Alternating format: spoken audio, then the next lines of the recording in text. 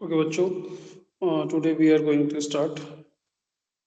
Hello बच्चों, today we will discuss the first class test chemistry. Topic is P block. Okay, so we will start with first question. The question is the correct statement from the following are. ठीक है, correct statement हमको identify करना है. First a given है, thallium plus three is a powerful oxidizing agent. तो देख लेते हैं प्लस थ्री में. अब थीलियम पर लगता है इनर्ट पेयर इफेक्ट, तो प्लस थ्री से ज्यादा ये प्लस वन में मोर स्टेबल होता है, तो प्लस थ्री में अनस्टेबल होता है. तो प्लस थ्री से प्लस वन में जाएगा, प्लस वन में खुद रिड्यूस होगा तो सामने वाले को ऑक्सीडाइज करेगा. तो दिस इज करेक्ट स्टेटमेंट. तो स्टेटमेंट वन इज करेक्ट. ठीक है, once again statement one is correct. Okay, statement one is correct because thallium plus three में अनस्टेबल होता है, तो प्लस वन में जाएगा और खुद को रिड्यूस करेगा, दूसरे को ऑक्सीडाइज करेगा. तो it is good oxidizing agent. Okay next, L plus three does not get reduce easily. हाँ, एल प्लस थ्री अपनी हायर ऑक्सीडेशन स्टेट में स्टेबल होता है बिकॉज एल्यूमिनियम, अगर हम बात करें in 13 group, boron, aluminium, gallium, indium, thallium, तो जो हायर वाले होते हैं, जो अपवर्ड साइड में, हायर साइड में जो 13 ग्रुप में जो ऊपर वाले होते हैं वो हायर ऑक्सीडेशन स्टेट में स्टेबल होते हैं, और नीचे वाले लोअर ऑक्सीडेशन स्टेट में मोर स्टेबल होते हैं. ठीक है, तो इसीलिए इसीलिए ठीक है, एल्यूमिनियम ऑब्वियसली प्लस थ्री में मोर स्टेबल होता है. ठीक है, हायर ऑक्सीडेशन स्टेट में मोर स्टेबल होता है. चलो, इसके बाद में aluminium plus three is more stable than any other plus one state. तो सेकेंड वाला स्टेटमेंट भी सही है. थर्ड वाला देख लेते हैं. Both aluminium three plus and thallium three plus are very stable in solution. तो बेटा L three plus is stable, yes, but TL plus three is not stable, no, because thallium पर लगता है इनर्ट पेयर इफेक्ट, और ये thallium plus one में more stable होता है. तो thallium plus one is more stable. तो ये स्टेटमेंट गलत है कि thallium plus three is very stable. Thallium plus three is stable, no, thallium plus one is stable. So ये वाला स्टेटमेंट गलत हो गया. So this third statement is wrong. D वाला, thallium plus one is more stable than plus three, yes, just because inert pair effect. This statement is correct. Aluminium 3 plus and thelium plus 1 are highly stable. Yes. So option statement A, B, D and E. A, B, D and E only. Okay. Statement option B is correct. Okay. Next question. Statement 1 and 2 are given. First statement. Statement 1 is the metallic radius of aluminium is less than that of gallium. Yes, due to transition contraction, aluminium radius is greater than gallium. So basically जो radius का order होता है in 13 group, boron, then gallium, then aluminium, then indium and thelium. ये बहुत ही basic question है 13 group P block का. आप सभी को आंसर पता होना चाहिए, है ना. गैलियम और यहाँ पर एल्यूमिनियम में थोड़ा सा ये abnormal behavior आता है बिकॉज गैलियम से जस्ट पहले डी ब्लॉक आता है.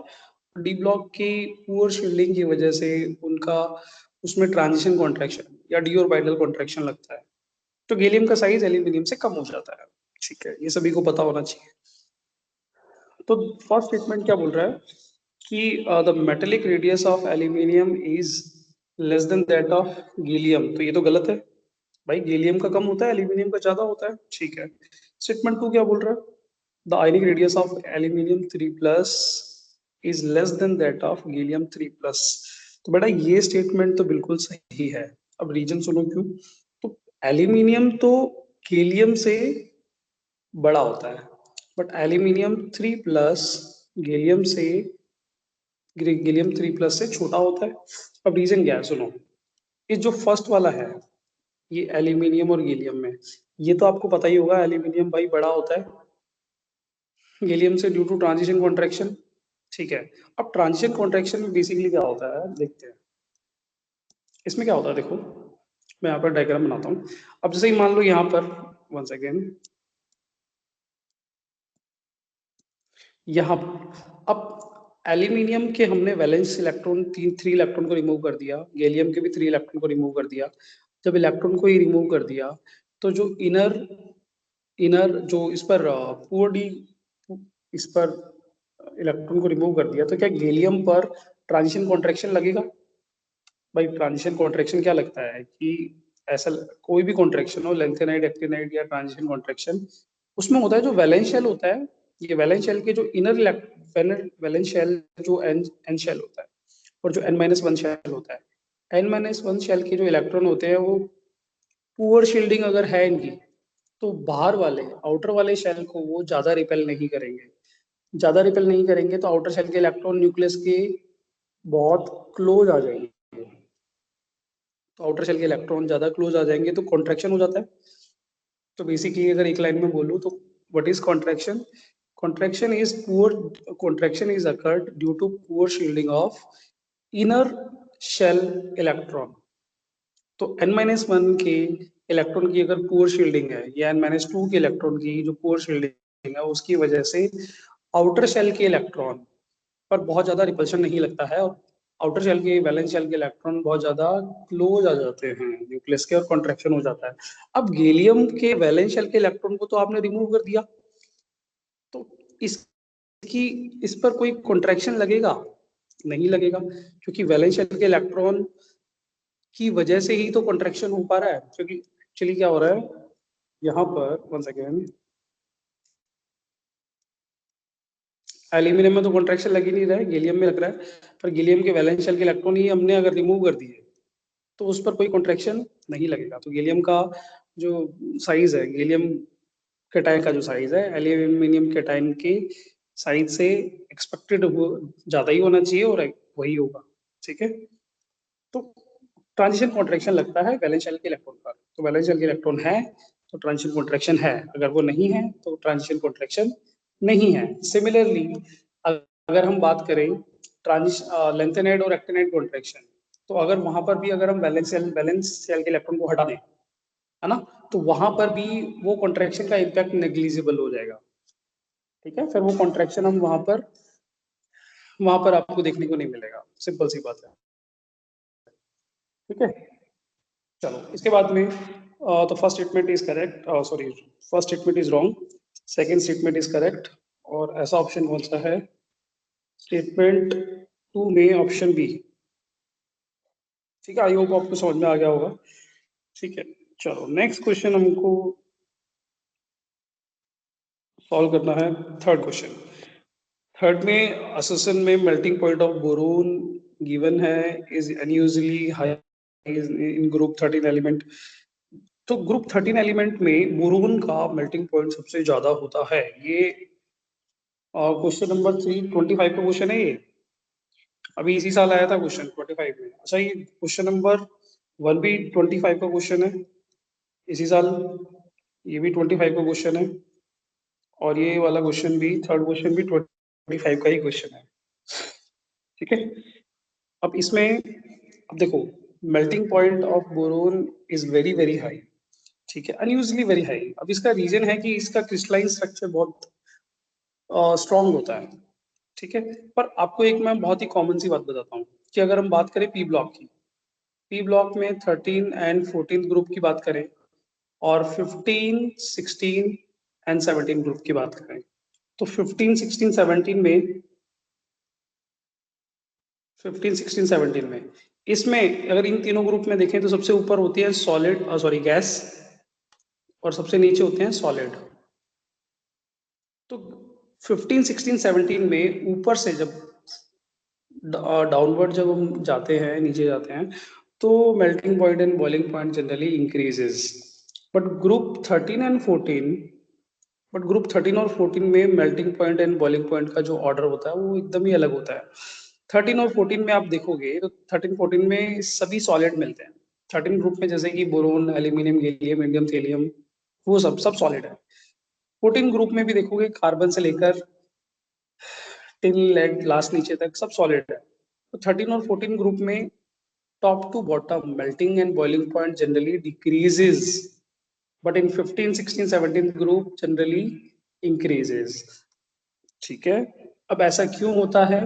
15, 16, 17 ग्रुप का अलग लॉजिक है, क्योंकि 15, 16, 17 में ऊपर गैस मिलते हैं तो गैस का मेल्टिंग एंड बॉइलिंग पॉइंट तो ऑब्वियसली कम होता है, सॉलिड का ज्यादा होता है।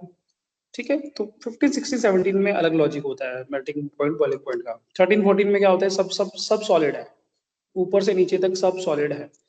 तो उसमें अब सॉलिड के बहुत सारे अलग अलग फ्रेम स्ट्रक्चर होते हैं, जो कि हमारे class 12 chapter number 1 solid state का पार्ट है। बहुत ज्यादा डेप्थ में नहीं जाऊंगा, बट आपको इजी लैंग्वेज में बताऊं कि अगर सॉलिड तो रबर भी है, सॉलिड तो वुड भी है, सॉलिड तो मेटल भी है, पर क्या सभी सॉलिड की सॉलिड स्टेबिलिटी, सबकी स्ट्रेंथ सेम है क्या? तो आंसर है नो। तो वो डिपेंड करता है उनके फ्रेम स्ट्रक्चर पर। तो अब बोरोन भी बिल्कुल ऐसा ही होता है कि बोरोन का फ्रेम स्ट्रक्चर जो होता है क्रिस्टलाइन सॉलिड होता है, और वो बहुत ही स्ट्रांग होता है। ठीक है, 3D स्ट्रक्चर, आइकोसाहेड्रन जैसा करके स्ट्रक्चर होता है उसका, और बहुत स्टेबल होता है। तो इस क्वेश्चन को एज अ फैक्ट आप याद कर लेना, ये बहुत ही इंपॉर्टेंट क्वेश्चन है। ठीक है, बोरोन का नॉर्मलस बिहेवियर होता है, तो उसका मेल्टिंग पॉइंट और अपने अपने ग्रुप में सबसे ज्यादा होता है। 13 ग्रुप में सबसे ज्यादा, जैसे अगर हम ऑर्डर देखें तो बोरोन से एल्यूमिनियम का मेल्टिंग पॉइंट कम होता है। मेल्टिंग पॉइंट का ऑर्डर है boron, aluminium, then gallium. Gallium का मेल्टिंग पॉइंट सबसे कम होता है 13 ग्रुप में। गैलियम से इंडियम जाएंगे तो इंक्रीज, हेलियम पर जाएंगे तो और ज्यादा। तो ये होता है, और गैलियम का सबसे कम होता है 13 ग्रुप में। और गैलियम को हम यूज भी करते हैं in high temperature thermometer due to low volatility of gallium. ठीक है, चलो अब असर्शन, ये तो फैक्चुअल है, फैक्ट आपको याद करना है। ये थोड़ा बहुत मैंने एक्सप्लेन कर दिया है, आपको समझ में आ गया होगा आई होप। रीजन इसका गिवन है कि solid boron has a very strong crystalline lattice. Yes, very strong crystalline lattice, covalent nature होता है, और बहुत ही स्मॉल साइज पार्टिकल होता है बोरोन का, तो इसलिए इसका लेटिस बहुत स्ट्रॉन्ग बनता है। ठीक है, चलो, तो ये इसका रीजन है। तो ये असर्शन रीजन दोनों ही एक दूसरे को सही है, और इसका करेक्ट एक्सप्लेनेशन है। तो क्वेश्चन नंबर 3 का आंसर बी हो जाएगा। ठीक है, इसके बाद में क्वेश्चन नंबर 3 के बाद में क्वेश्चन नंबर 4। क्वेश्चन नंबर 4 में है assertion the carbon form, the carbon form two important oxide CO and CO2. Yes, CO is a neutral where CO2 is acidic in nature. This question number 4, this is from JEE 2024। ठीक है, तो इसमें बेटा ये CO जो होता है ये तो एब्सोल्युटली न्यूट्रल होता है ना। कार्बन के ऑक्साइड हम पढ़ते हैं जब इसमें 14 ग्रुप के ऑक्साइड्स में कार्बन का ऑक्साइड आपका दो ऑक्साइड जिसमें से न्यूट्रल होता है, CO2 इज एसिडिक। एसिडिक होने का रीजन, सी क्यों, CO2 वाटर के साथ मिलकर कार्बोनिक एसिड बनाता है, H2CO3। ठीक है, और ये रीजन होता है। और CO2 में अगर आप दूसरा लॉजिक देखोगे तो कार्बन का ऑक्सीडेशन नंबर क्या है, +4। CO2 में कार्बन +4 में है, और हाईएस्ट ऑक्सीडेशन स्टेट में है, ऑब्वियसली वो कैसा बिहेव करेगा, एसिडिक बिहेव करेगा। ठीक है, तो ये है कि CO2 behave as acid and carbon monoxide act as a neutral compound। ठीक है, अब इसके रीजन में CO2 can combine with water in a limited way to form carbonic acid, while CO is sparingly soluble in water। Carbon monoxide is sparingly soluble, that means partially soluble। Okay, तो CO water के साथ combine होकर कोई acid नहीं बनाएगा, but CO2 बनाएगा। यही इसका मेन रीजन है। तो ये एकदम फैक्चुअल क्वेश्चन है। ठीक है, अब ये है कि CO2 डिसॉल्व होता है, CO डिसॉल्व नहीं होता। CO2 डिसॉल्व होकर कार्बोनिक एसिड बना लेता है। तो ये क्वेश्चन का असर्शन ठीक है, रीजन भी उसका परफेक्ट एक्सप्लेनेशन है, परफेक्ट लॉजिक है। तो क्वेश्चन नंबर 4 का आंसर कौन सा होगा? B and A assertion reason both are correct and R is the correct explanation, answer is B. Question number 4 के बाद में question 5, consider the oxide of group 14 elements. ठीक है, और द एम्फोटेरिक ऑक्साइड्स आर, बेटा ये एम्फोटेरिक वर्ड जब जहां भी केमिस्ट्री में आए, ठीक है, ये आपको याद कर लेना। ये एम्फोटेरिक ऑक्साइड्स होते हैं, टोटल 15 होते हैं। 15 एम्फोटेरिक ऑक्साइड है, वो आपको याद करने हैं, बहुत इंपॉर्टेंट है, हर साल क्वेश्चन आता है इसका। तो बस ये तो ठीक है, जितने जिसको ऑक्साइड्स याद है वो डायरेक्ट बता सकता है कि इसमें कौन कौन सा है। सिलिका का ऑक्साइड नहीं होता, जर्मेनियम का भी ऑक्साइड एम्फोटेरिक नहीं होता, टिन का होता है। टिन के दोनों ऑक्साइड, टिन का SnO भी एम्फोटेरिक होता है, SnO2 भी होता है। ठीक है, तो SnO2 होगा, PbO2 यस होगा ये भी। लेड का तो PbO एंड PbO2 ये भी एम्फोटेरिक होता है, तो PbO and PbO2 both are amphoteric. CO अभी डिस्कस किया था हमने, न्यूट्रल होता है। GO ये एम्फोटेरिक नहीं होता है। ठीक है, तो यहाँ पर एक सेकेंड टिक लगा दीजिए, सॉरी टिक नहीं लगाना था। GO is not amphoteric, CO is not amphoteric, only there are two amphoteric, SnO2 and PbO2। ये नहीं है, ये भी नहीं है, ये नहीं है और ये भी नहीं है। तो अगर आपको जानना है एम्फोटेरिक कौन कौन से होते हैं 15 ऑक्साइड, मैं इसकी लास्ट में टेबल बना दूंगा एम्फोटेरिक ऑक्साइड्स की। ठीक है, जो आपको याद कर लेना है, और ये हर साल क्वेश्चन आता है 2013 और 23rd में। जे एडवांस में डायरेक्ट क्वेश्चन आया था कि which of the following pair have amphoteric oxide only. ठीक है, तो एम्फोटेरिक बहुत क्वेश्चन बनते हैं इसके। चलो, क्वेश्चन नंबर 5 में SnO2 और PbO2 ऑप्शन नंबर सी में दिखाई दे रहा है, तो ठीक है, C is the right answer. Question number 6 में the covalency and oxidation state respectively boron in BF4 minus R। Covalency means central atom, number of bond formed by central atom। तो BF4 में, BF4 का structure देख लेते हैं। BF4, तो BF4 में BF3, BF3। ठीक है, अब इसके पास है वैकेंट ऑर्बिटल, यहाँ पर है फ्लोरीन जिस पर नेगेटिव चार्ज है। अब इसके पास लोन पेयर है, फ्लोरीन के पास ये अपना लोन पेयर, ये अपना लोन पेयर फ्लोरीन के वैकेंट ऑर्बिटल में डोनेट करेगा। यहाँ से बनेगा कोऑर्डिनेशन बॉन्ड, तो यहाँ से बनेगा BF4। तो एक्चुअली में बॉन्ड बनाया हुआ है, जो फोर्थ वाला बॉन्ड है फ्लोरीन और बोरोन के बीच में, ये फोर्थ वाला कोऑर्डिनेशन बॉन्ड है। तो एक्चुअली में इसका बोरोन का हाइब्रिडाइजेशन हो जाएगा 4 सिग्मा बॉन्ड 1 2 3 4, हाइब्रिडाइजेशन हो जाएगा sp3। ज्योमेट्री हो जाएगी, geometric and shape both are tetrahedral. Covalency है इसकी 4, क्योंकि 4 सिग्मा बॉन्ड बनाए हैं, तो 4 सिग्मा बॉन्ड प्लस इसमें अगर चार्ज निकालेंगे तो BF4 पर, बोरोन पर मान लो x, फ्लोरीन पर टोटल चार्ज कितना है 4, फ्लोरीन पर -4, और टोटल चार्ज कितना है कंपाउंड पर -1। तो x -4 इक्वल्स टू -1, तो x का वैल्यू कितना आएगा 4 -1, तो x का वैल्यू 3, बोरोन पर चार्ज 3, तो 4, 3 covalency is 4 and charge is 3, और +3 बोल सकते हैं हम। ठीक है, क्वेश्चन नंबर 6 के बाद में क्वेश्चन नंबर 7। अच्छा, इसको मैं रब कर देता हूँ।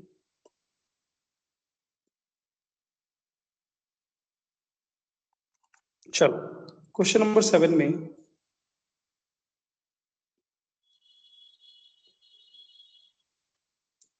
ठीक है, क्वेश्चन नंबर 7 में choose the correct stability order of group 13 element in the group +1 oxidation state.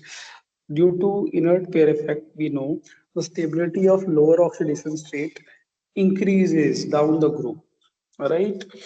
तो बोरोन को हटा दो, बोरोन एनोमलस बिहेव शो करता है, तो एल्यूमिनियम से लेकर थेलियम तक +1 oxidation state will increase, stability of +1 oxidation state will increase till aluminium to till thelium।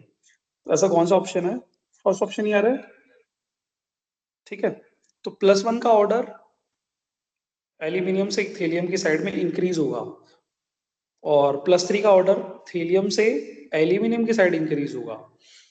ठीक है, तो डाउनवर्ड +1 स्टेबिलिटी इंक्रीजेस और अपवर्ड +3 स्टेबिलिटी इंक्रीजेस। क्वेश्चन में +1 पूछा है तो ऑब्वियसली ऑप्शन ही आ जाएगा, नो इशू। क्वेश्चन नंबर 8 में the Lewis acid character of boron trihalide follow the order. Okay, अब इसमें देखो, एक्सप्लेन करने के दो तरीके हैं, आप थोड़ा सा, ये अच्छा क्वेश्चन है ना, ये क्वेश्चन नंबर 8, ये 23 का क्वेश्चन है, JE 23 का, और बहुत ही अच्छा क्वेश्चन है, इसको स्टार लगा लो। जिन लोगों को नहीं पता तो वो सुन लो। यहाँ पर मैं हेलोजन के बीच में बॉन्ड बन रहा है, बोरोन और फ्लोरीन के बीच की बात कर लेते हैं। चलो, तो देखो, अब एक्चुअली में कोई भी, जैसे मान लो BF3 मैंने उठाया, BF3 की बात करते हैं, तो बोरोन और फ्लोरीन अब फ्लोरीन क्या है, electronegativity of fluorine is very high.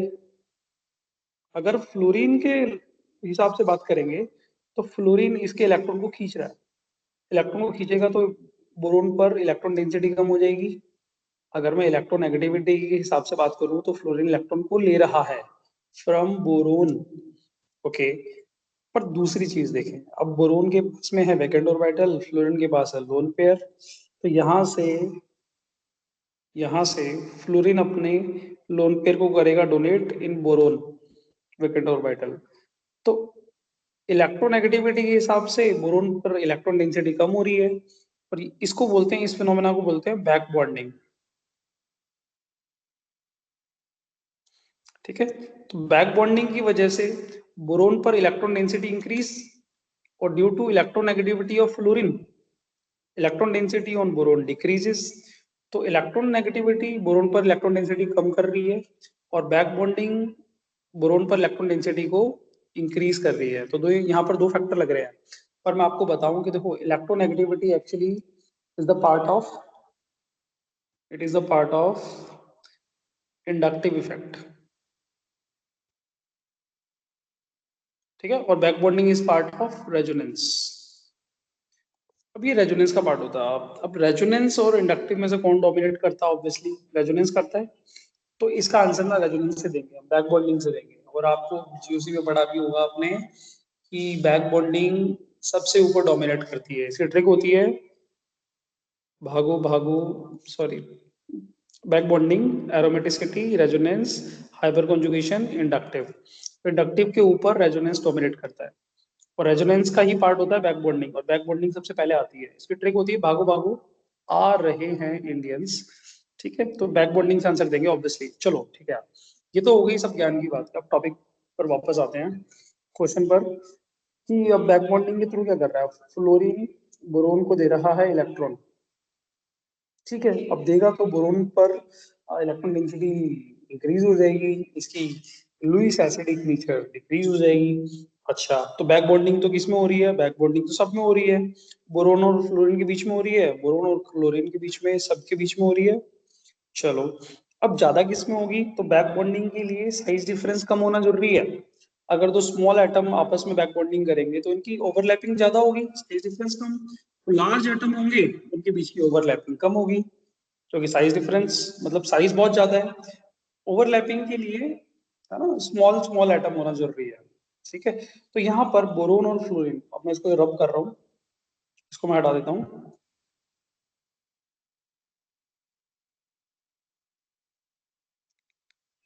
देखो, अब बिल्कुल बेसिक, अब बिल्कुल एकदम एक लाइन में आंसर आ जाएगा। तो बोरोन और फ्लोरीन में साइज डिफरेंस कम है, तो इनके बीच की बैक बॉन्डिंग ज्यादा होगी। और BF3, अच्छा, तो और ये बात कर रहे हैं BF3 की। और BI3 में देखें तो बोरोन का साइज तो कम है, बट आयोडीन का साइज बहुत ज्यादा है। तो यहाँ पर जो बैक बॉन्डिंग होगी वो बहुत लेस होगी, और इसमें बैक बॉन्डिंग जो होगी वो बहुत हाई होगी। और जितनी ज्यादा हाई बैक बॉन्डिंग होगी, बोरोन पर इलेक्ट्रॉन डेंसिटी उतनी ज्यादा हाई हो जाएगी, और इसमें बोरोन पर इलेक्ट्रॉन डेंसिटी कम रहेगी, क्योंकि बैक बॉन्डिंग कम हो रही है। ठीक है, तो बोरोन पर फ्लोरीन ज्यादा इसको इलेक्ट्रॉन देगा, और बोरोन को आयोडीन उतना इलेक्ट्रॉन नहीं दे पाएगा, मतलब बैक बॉन्डिंग नेग्लिजिबल होगी। तो यहाँ पर मोर इलेक्ट्रॉन डेफिशिएंट कौन होगा? Obviously BI3। BI3 is more electron deficient, BI3 is more electron deficient, और जो मोर इलेक्ट्रॉन डेफिशिएंट होगा वही लुईस एसिड होगा ऑब्वियसली। BF3 में क्या है?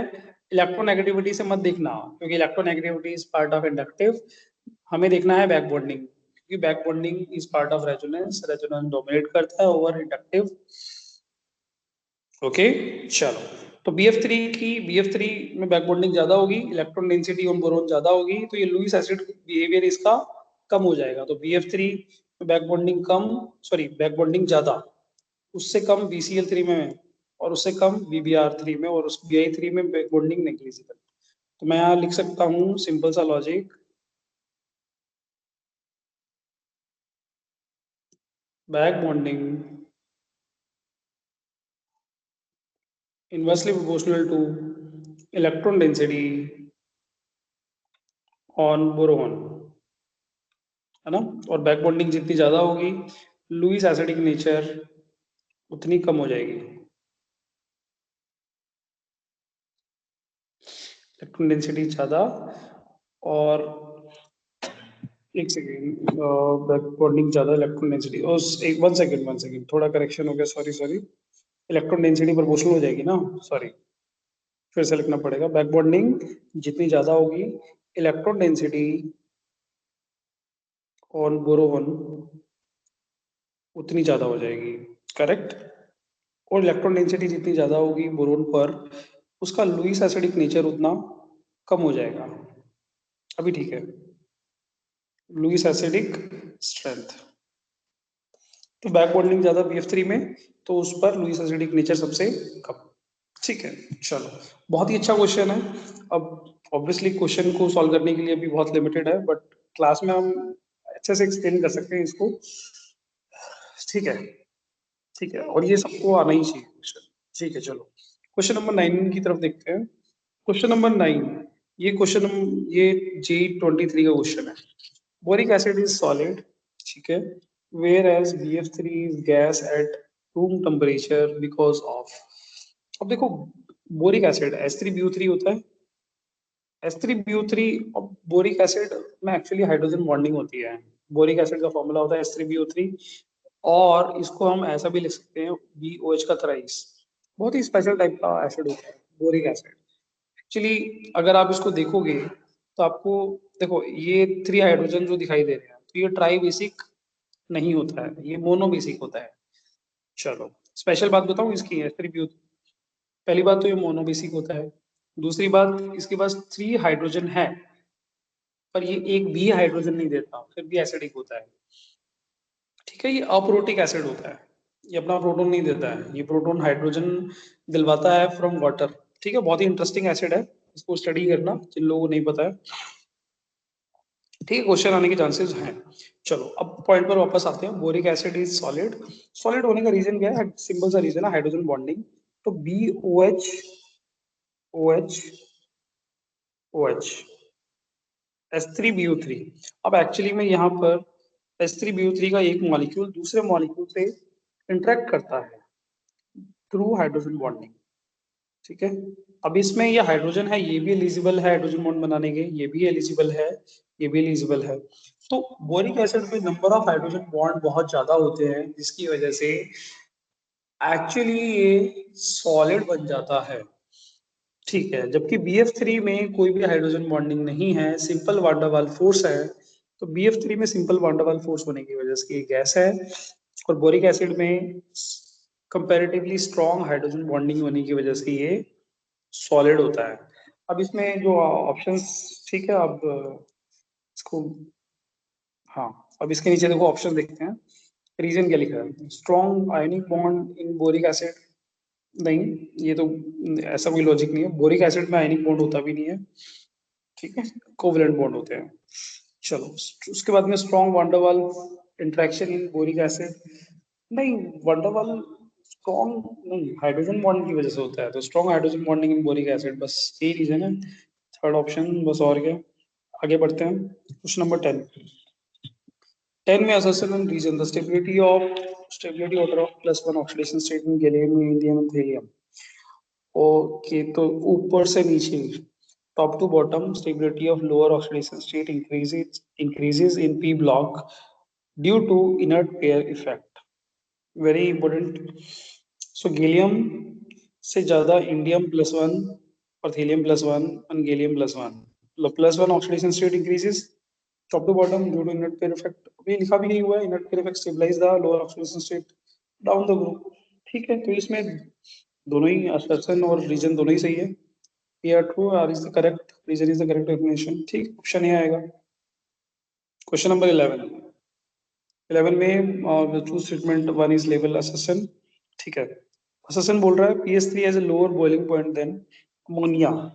बिल्कुल सही है। PS3 का पहली बात तो वंडरवाल फोर्स से देखेंगे, तो वंडरवाल फोर्स मतलब मेल्टिंग पॉइंट और बॉइलिंग पॉइंट जब आप देखते हो, तो वन डबल फोर्स ही मेन रीजन होता है, प्राइमरी रीजन वही होता है मेल्टिंग पॉइंट और बॉइलिंग पॉइंट का।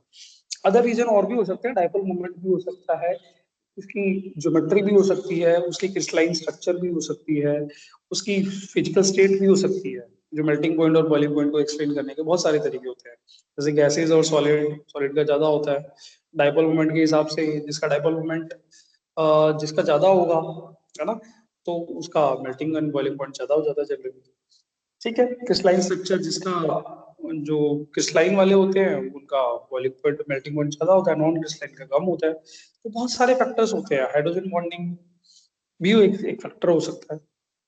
खैर, पॉइंट पर वापस आते हैं। PH three has lower boiling point than ammonia. अब अमोनिया में क्या होती है, हाइड्रोजन बॉन्डिंग। हाइड्रोजन बॉन्डिंग बस मेल्टिंग और बॉइलिंग पॉइंट को इंक्रीज कर देगी। पीएच3 में ऐसा कुछ भी नहीं होता है। तो PH three has lower boiling point than NH three, बिल्कुल सही है। रीजन में क्या गिवन है, in liquid state ammonia molecule are associated through one double force, but PH three है molecule are associated through hydrogen bonding, जो कि बिल्कुल ही गलत है। पीएच3 में हाइड्रोजन बॉन्डिंग पॉसिबल ही नहीं है। अब मैं अगर आपसे पूछूं कि ऐसा क्यों है, तो ऑब्वियसली हाइड्रोजन बॉन्डिंग आपने पढ़ा होगा, तो पीएच3 में कुछ इस तरह से होता है। तो क्या फास्फोरस से जुड़ा हुआ हाइड्रोजन एलिजिबल होता है? तो answer is no, hydrogen bonding possible ही नहीं है। बस ठीक है, आई होप आपको आता होगा हाइड्रोजन बॉन्डिंग। ठीक है, चलो फिर तो असेसन हमारा बिल्कुल ठीक है, रीजन गलत है। तो ऐसा कौन सा ऑप्शन है? A is correct but reason is not correct. ठीक है, ऑप्शन डी। क्वेश्चन नंबर 12 में identify the incorrect statement about group 15 element. Incorrect हमको ढूंढना है, ठीक है, इनकरेक्ट। ठीक है, फर्स्ट स्टेटमेंट क्या बोल रहा है? Dinitrogen is diatomic gas which act like inert gas at room temperature. Dinitrogen मतलब N2 is diatomic. Yes, act like inert gas at room temperature. This is very important point. बेटा इसको star लगा लेना, है ना, क्योंकि देखो N2 जो होती है इसमें ट्रिपल बॉन्डेड होती है। बॉन्ड ऑर्डर N2 का इतना ज्यादा है कि ये लेस रिएक्टिव होती है या नॉन रिएक्टिव होती है। ठीक है, क्योंकि बॉन्ड ऑर्डर इतना ज्यादा होता है तो ये किसी से क्यों रिएक्ट करेगी, ऑब्वियसली, क्योंकि रिएक्ट करने के लिए बॉन्ड को ब्रेक करना पड़ेगा, तो बॉन्ड एनर्जी बहुत ज्यादा है, required energy to break the bond बहुत ज्यादा होता है, इसलिए ये इनर्ट कंपाउंड की तरह बिहेव करती है। इसीलिए इसीलिए जब हम है ना, ब्रीदिंग के टाइम जब एयर कंज्यूम करते हैं तो ऑब्वियसली नाइट्रोजन भी साथ में जाती है, बट नाइट्रोजन को हम कंज्यूम नहीं करते, नाइट्रोजन जैसे ही लंग्स में जाती है वैसे ही वापस आ जाती है। नाइट्रोजन के बहुत सारे एप्लीकेशन है इसी के। अच्छा, एक और चीज, जैसे कि रेंसिडिटी आपको पता होगा, है ना, फूड को डिग्रेड, रेंसिडिटी से बचाने के लिए, जैसे कि चिप्स वगैरह के पैकेट्स होते हैं तो उनमें नाइट्रोजन गैस फिल की जाती है ना, रेंसिडिटी को अवॉइड करने के लिए, क्योंकि नाइट्रोजन गैस उन चिप्स के पैकेट में, उन चिप्स के पैकेट से, चिप से रिएक्शन नहीं करेगी, है ना, लेस रिएक्टिव होती है। तो नाइट्रोजन जो होता है वो इनर्ट एनवायरनमेंट प्रोवाइड करने में भी यूज की जाती है, जैसे कि बहुत सारी मेटल्स, फूड्स जो टाइम के साथ डिग्रेड होते हैं, तो उनको इनर्ट एनवायरनमेंट में रखा जाता है ताकि वो अपनी प्रॉपर्टी उनकी इंटैक्ट रहे। खैर, पॉइंट पर वापस आते हैं। N2 इज डायटोमिक, यस, और इसका बॉन्ड ऑर्डर इतना ज्यादा होता है कि ये इसको किसी से करती ही नहीं है, मतलब जनरली रिएक्ट नहीं करती, तो N2 is kind of inert gases. Actually में इनर्ट नहीं होती, इनर्ट तो 18 ग्रुप वाले होते हैं, बट ये बहुत ज्यादा इनर्ट बिहेव करती है। ठीक है, due to very high stability and high bond order. ठीक है, at room temperature is very less reactive. तो स्टेटमेंट ए ठीक है। Statement B, the common oxidation state of these elements are -3 +3 and +5। Yes, nitrogen -3 भी exist करता है, phosphorus +3 +5, very common oxidation state. तो ठीक है, बोरोन में sorry, second statement B is very correct, completely correct. Okay. Statement C, nitrogen has unique ability to form p pi multiple bond. क्या nitrogen में जो डबल बॉन्ड बनता है ये पी पाई से ही बनता है, क्योंकि डी ऑर्बिटल तो है ही नहीं, एस ऑर्बिटल पाई बॉन्ड बनाता नहीं है, डी ऑर्बिटल इनके पास है नहीं, तो पाई बॉन्ड बनाने के लिए बचा कौन? P orbital. तो दोनों ही बॉन्ड, दोनों पाई बॉन्ड, एक सिग्मा है, बाकी दोनों पाई बॉन्ड, दोनों ही पाई बॉन्ड पी पाई से फॉर्म हुए हैं। तो yes, statement C is also correct. अच्छा, हमें इनकरेक्ट पूछा ना क्वेश्चन में, तो अभी ABC करेक्ट है, D और E चेक कर लेते हैं। The stability of +5 oxidation state increases down the group, बिल्कुल गलत है। हायर ऑक्सीडेशन स्टेट ना, इनर्ट पेयर फिर जो कि inert pair effect, stability of lower oxidation state increases down the group. तो +5 नहीं होगा, ये स्टेटमेंट डी गलत हो गई। Statement E, nitrogen show maximum covalency of 6, बिल्कुल गलत है। नाइट्रोजन मैक्सिमम 4 शो कर सकती है, 4 तक शो कर सकती है। कैसे? नाइट्रोजन जैसे आप देखोगे NH3 में नाइट्रोजन की कोवेलेंसी कितनी है अभी 3, बट मान लो इसको कहीं से H+ मिल गया, H+ तो ये अपना कोऑर्डिनेशन बॉन्ड के थ्रू, मतलब लोन पेयर डोनेट करेगी अमोनिया, जब इसको डोनेट करेगी तो 4 बॉन्ड बन जाएंगे, तो NH4+ जिस करता है, तो NH4+ में नाइट्रोजन, हाइड्रोजन, हाइड्रोजन, हाइड्रोजन और एक ये H+ के ऊपर जो विकेट ऑर्बिटल था, इसने अपने लोन पेयर इसको दे दिए, तो ये sp3 में चला गया। तो मैक्सिमम 4 बॉन्ड बना सकता है नाइट्रोजन, है ना। 6 तक नहीं चला है, 6 तक नहीं जाएगा, क्योंकि 6 तक करने के लिए ऑक्टेट को अपने एक्सपेंड करना पड़ेगा उसको। एक्सपेंशन के लिए स्पेस है ही नहीं नाइट्रोजन के पास। ठीक है, तो ये गलत है, डिस्प्लेसमेंट भी गलत है और ई भी गलत है, क्योंकि नाइट्रोजन के पास में कोई डी ऑर्बिटल नहीं होता है, तो वो 6 तक नहीं जा, एक्सपेंड नहीं कर सकता, 4 तक ही मैक्सिमम रहता है। तो incorrect statement D and E, तो option D, D and E, ठीक है। क्वेश्चन नंबर 13 में, the element that show greater ability to form p5 multiple bond. तो बेटा इसमें तो देखो ये कार्बन है, कार्बन आपके पास सिंगल बॉन्ड भी बनाता है, डबल भी बनाता है और ट्रिपल भी बनाता है। ठीक है, डबल और ट्रिपल जो बॉन्ड बनवाना है वो बना देगा। तो इसमें मल्टीपल बॉन्ड p5 की जो सबसे ज्यादा एबिलिटी होती है वो कार्बन में होती है। ठीक है, चलो क्वेश्चन नंबर 14 में, PCl5 is known but NCl5 is not, same logic. NCl5 में नाइट्रोजन की कोवेलेंसी कितनी है 5, जो कि पॉसिबल ही नहीं है, नाइट्रोजन की कोवेलेंसी 4 होती है। ठीक है, तो देख लेते हैं पीसी इसका, बिकॉज इसका रीजन पूछ रहा है। PCl5 एग्जिस्ट करता है बट NCl5 एग्जिस्ट नहीं करता, रीजन क्या है? तो फर्स्ट देखो, nitrogen is less reactive than phosphorus, statement तो सही है, nitrogen is less reactive, nitrogen is very inert due to multiple bond order due to very high stability.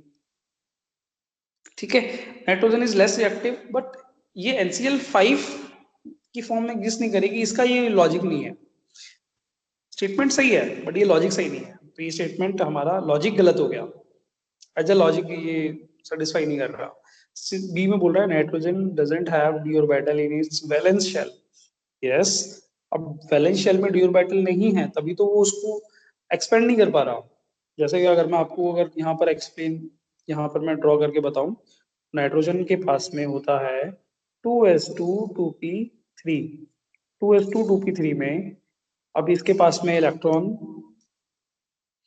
S में 2, पी में 1 2 3, अब इसके पास में देखो 3 अनपेड इलेक्ट्रॉन है, 1 2 3, 3 अनपेड से बनाएगा ये 3 कोवेलेंट बॉन्ड, और इस लोन पेयर से बनाएगा ये 1 कोऑर्डिनेशन बॉन्ड।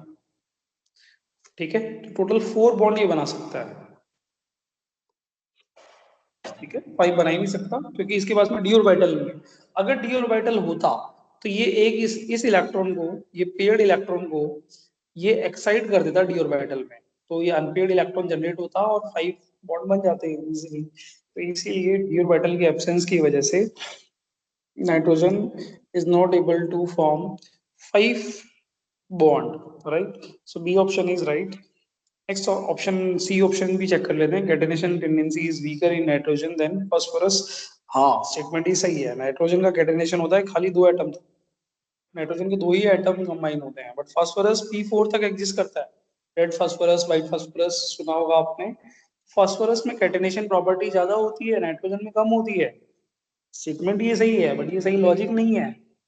ठीक है, तो catenation tendency is weaker in nitrogen, yes, but as a logic ये फेल हो जाएगा, लॉजिक नहीं है, क्योंकि NCl5 इस लॉजिक इसको सेटिस्फाई नहीं कर रहा। Size of phosphorus is larger than nitrogen, ये भी स्टेटमेंट सही है, बट ये उसका लॉजिक नहीं है, तो लॉजिक ओनली बी सेटिस्फाई कर रहा है। क्वेश्चन नंबर 14 के बाद में 15, the oxide which contain an odd electron at the nitrogen atom, contain an odd electron at the nitrogen atom, odd electron मतलब अनपेड इलेक्ट्रॉन की बात कर रहे हैं यहाँ पर। तो देख लो ना ऑड इलेक्ट्रॉन स्पीसी है कौन सी इसमें। तो देखो नाइट्रोजन के पास में यहाँ पर टोटल कितने इलेक्ट्रॉन है, 7। 7 + 7 N2 है तो टोटल इलेक्ट्रॉन हो जाएंगे इसमें 14। 14 + 8 ऑड इलेक्ट्रॉन स्पीसी पूछ रहा है। भाई ऑड इलेक्ट्रॉन होगा किसी के पास में, क्या ऑक्सीजन के पास में ऑड इलेक्ट्रॉन होगा, देख लेते हैं। टोटल इलेक्ट्रॉन इसमें 14 + 8 22। तो ये ऑड इलेक्ट्रॉन स्पीसी नहीं है।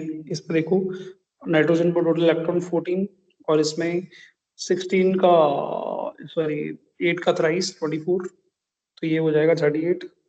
इसमें ये भी ऑड इलेक्ट्रॉन स्पीसी नहीं है। NO2 में 7, 7 प्लस और 16, तो ये होगा 23। 23 इसमें होगा। N2O5 में टोटल इलेक्ट्रॉन 14 प्लस 40, ये हो जाएगा 54। तो ऑड इलेक्ट्रॉन स्पीसी तो बस यही आ रहा है 43 में। Oxide is contain in odd electron at the nitrogen atom, odd electron स्पीसी NO2 हो जाएगा। बाकी आप इनकी अगर आपको इनकी स्ट्रक्चर पता है तो स्ट्रक्चर्स ड्रॉ करके भी हम उससे भी एक्सप्लेन कर सकते हैं कि ऑड इलेक्ट्रॉन नाइट्रोजन पर होगा। ठीक है, ऑब्वियसली आप जब नाइट्रोजन और ऑक्सीजन जब बॉन्ड बनाएंगे तो जो अगर ऑड इलेक्ट्रॉन आएगा तो वो नाइट्रोजन पर ही आएगा ना। ऑक्सीजन तो अपना है ना ऑक्टेट कंप्लीट करेगा, क्योंकि ऑक्सीजन की कंप्लीट करने की जो टेंडेंसी होती है वो नाइट्रोजन से ज्यादा होती है। वो सेकेंडरी लॉजिक है।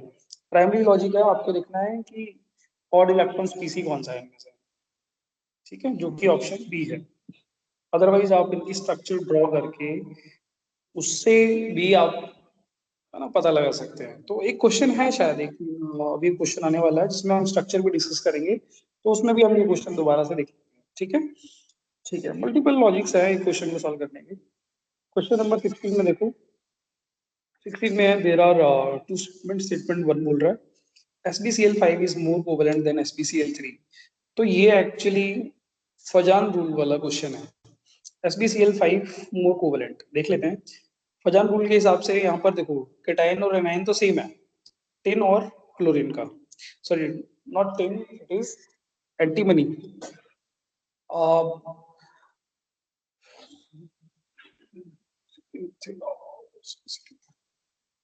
सब बिंदास, ठीक है। Arsenic, antimony, bismuth. ठीक है, तो ये केटायन और एनायन बोथ आर सेम। अच्छा, अब इसके चार्ज और साइज से हम कोवेलेंट कैरेक्टर को एक्सप्लेन करते हैं यूजिंग फजान लो। तो SbCl5 में देखते हैं एक बार। इसमें 10 है +5 में, सॉरी 10 जो बोल रहा हूँ एंटीमनी, और इसमें है +3 में। अब +5 और ये क्लोरीन है -1 में, इसमें क्लोरीन -1 में है। तो एनायन का चार्ज और साइज तो सेम है। कैटायन का चार्ज, क्योंकि चार्ज डोमिनेट करता है तो पहले चार्ज से देखेंगे। ठीक है, तो मेन फैक्टर कौन सा है इसमें, चार्ज, और चार्ज वो भी कैटायन का।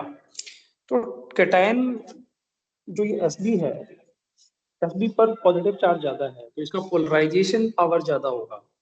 ध्यान से सुनना, फजान रूल क्या बोलता है कि पहले तो हम देखते हैं चार्ज और साइज दोनों से देख सकते हैं, बट चार्ज डोमिनेट करता है तो पहले हम देखते हैं चार्ज से।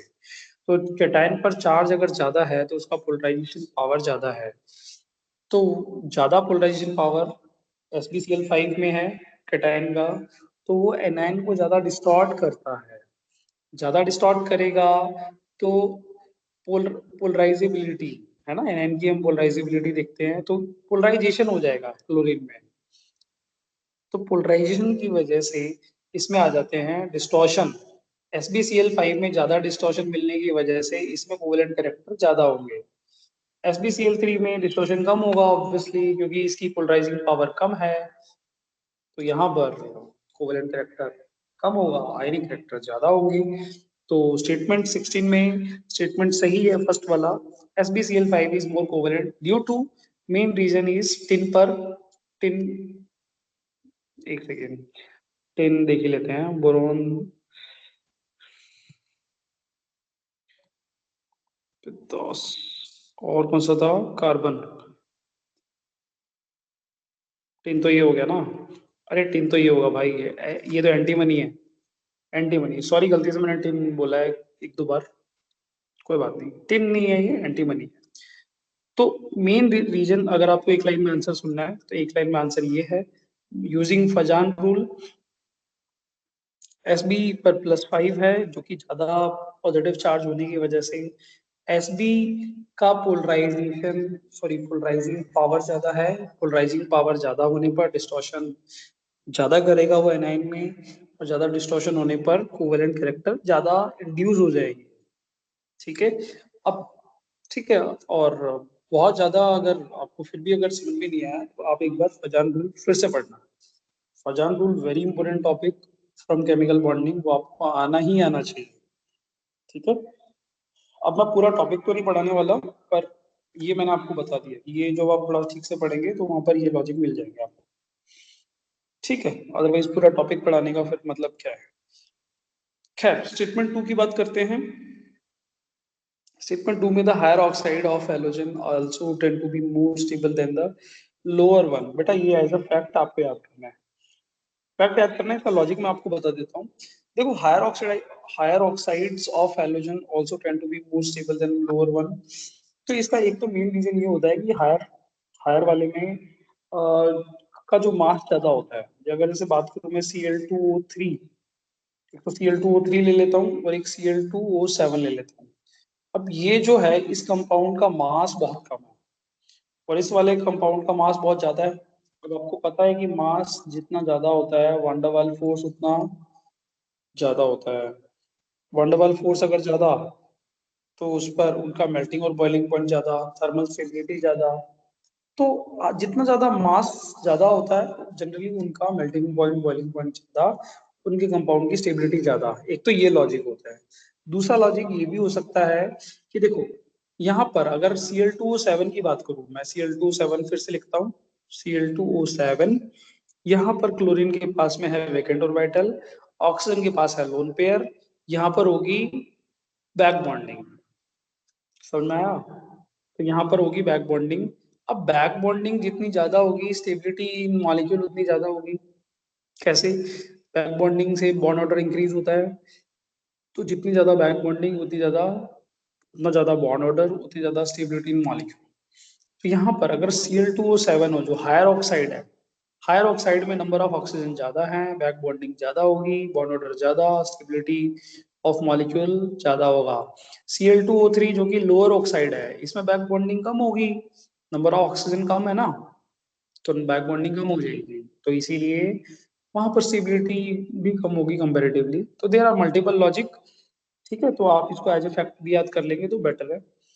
ठीक है, और दूसरा लॉजिक क्या था कि Cl2O7 का मास ज्यादा, तो मास ज्यादा तो Cl2O7 के मॉलिक्यूल के बीच में वंडरवाल फोर्स ज्यादा लगेगा। ठीक है, मास के डायरेक्टली प्रोपोर्शनल होता है वंडरवाल फोर्स।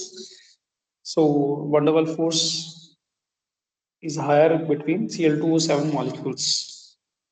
ठीक है, तो स्टेबिलिटी भी ज्यादा होगी।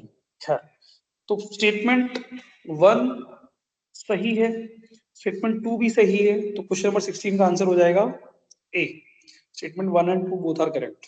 ठीक है, चलो क्वेश्चन नंबर 17 में, the strongest reducing agent among the following. Strongest reducing agent, reducing means जो अदर स्पीसी को रिड्यूस करे और खुद को ऑक्सीडाइज करे।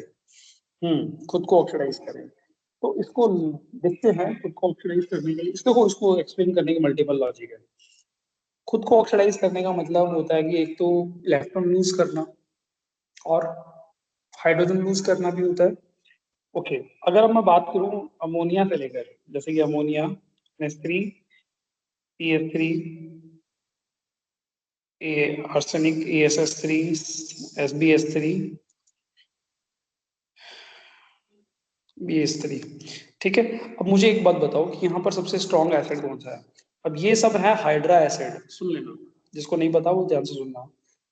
ये सब है हाइड्रा एसिड। तो हाइड्रा एसिड की बात करें तो left to right along the period acidic nature increases और top to bottom also increases।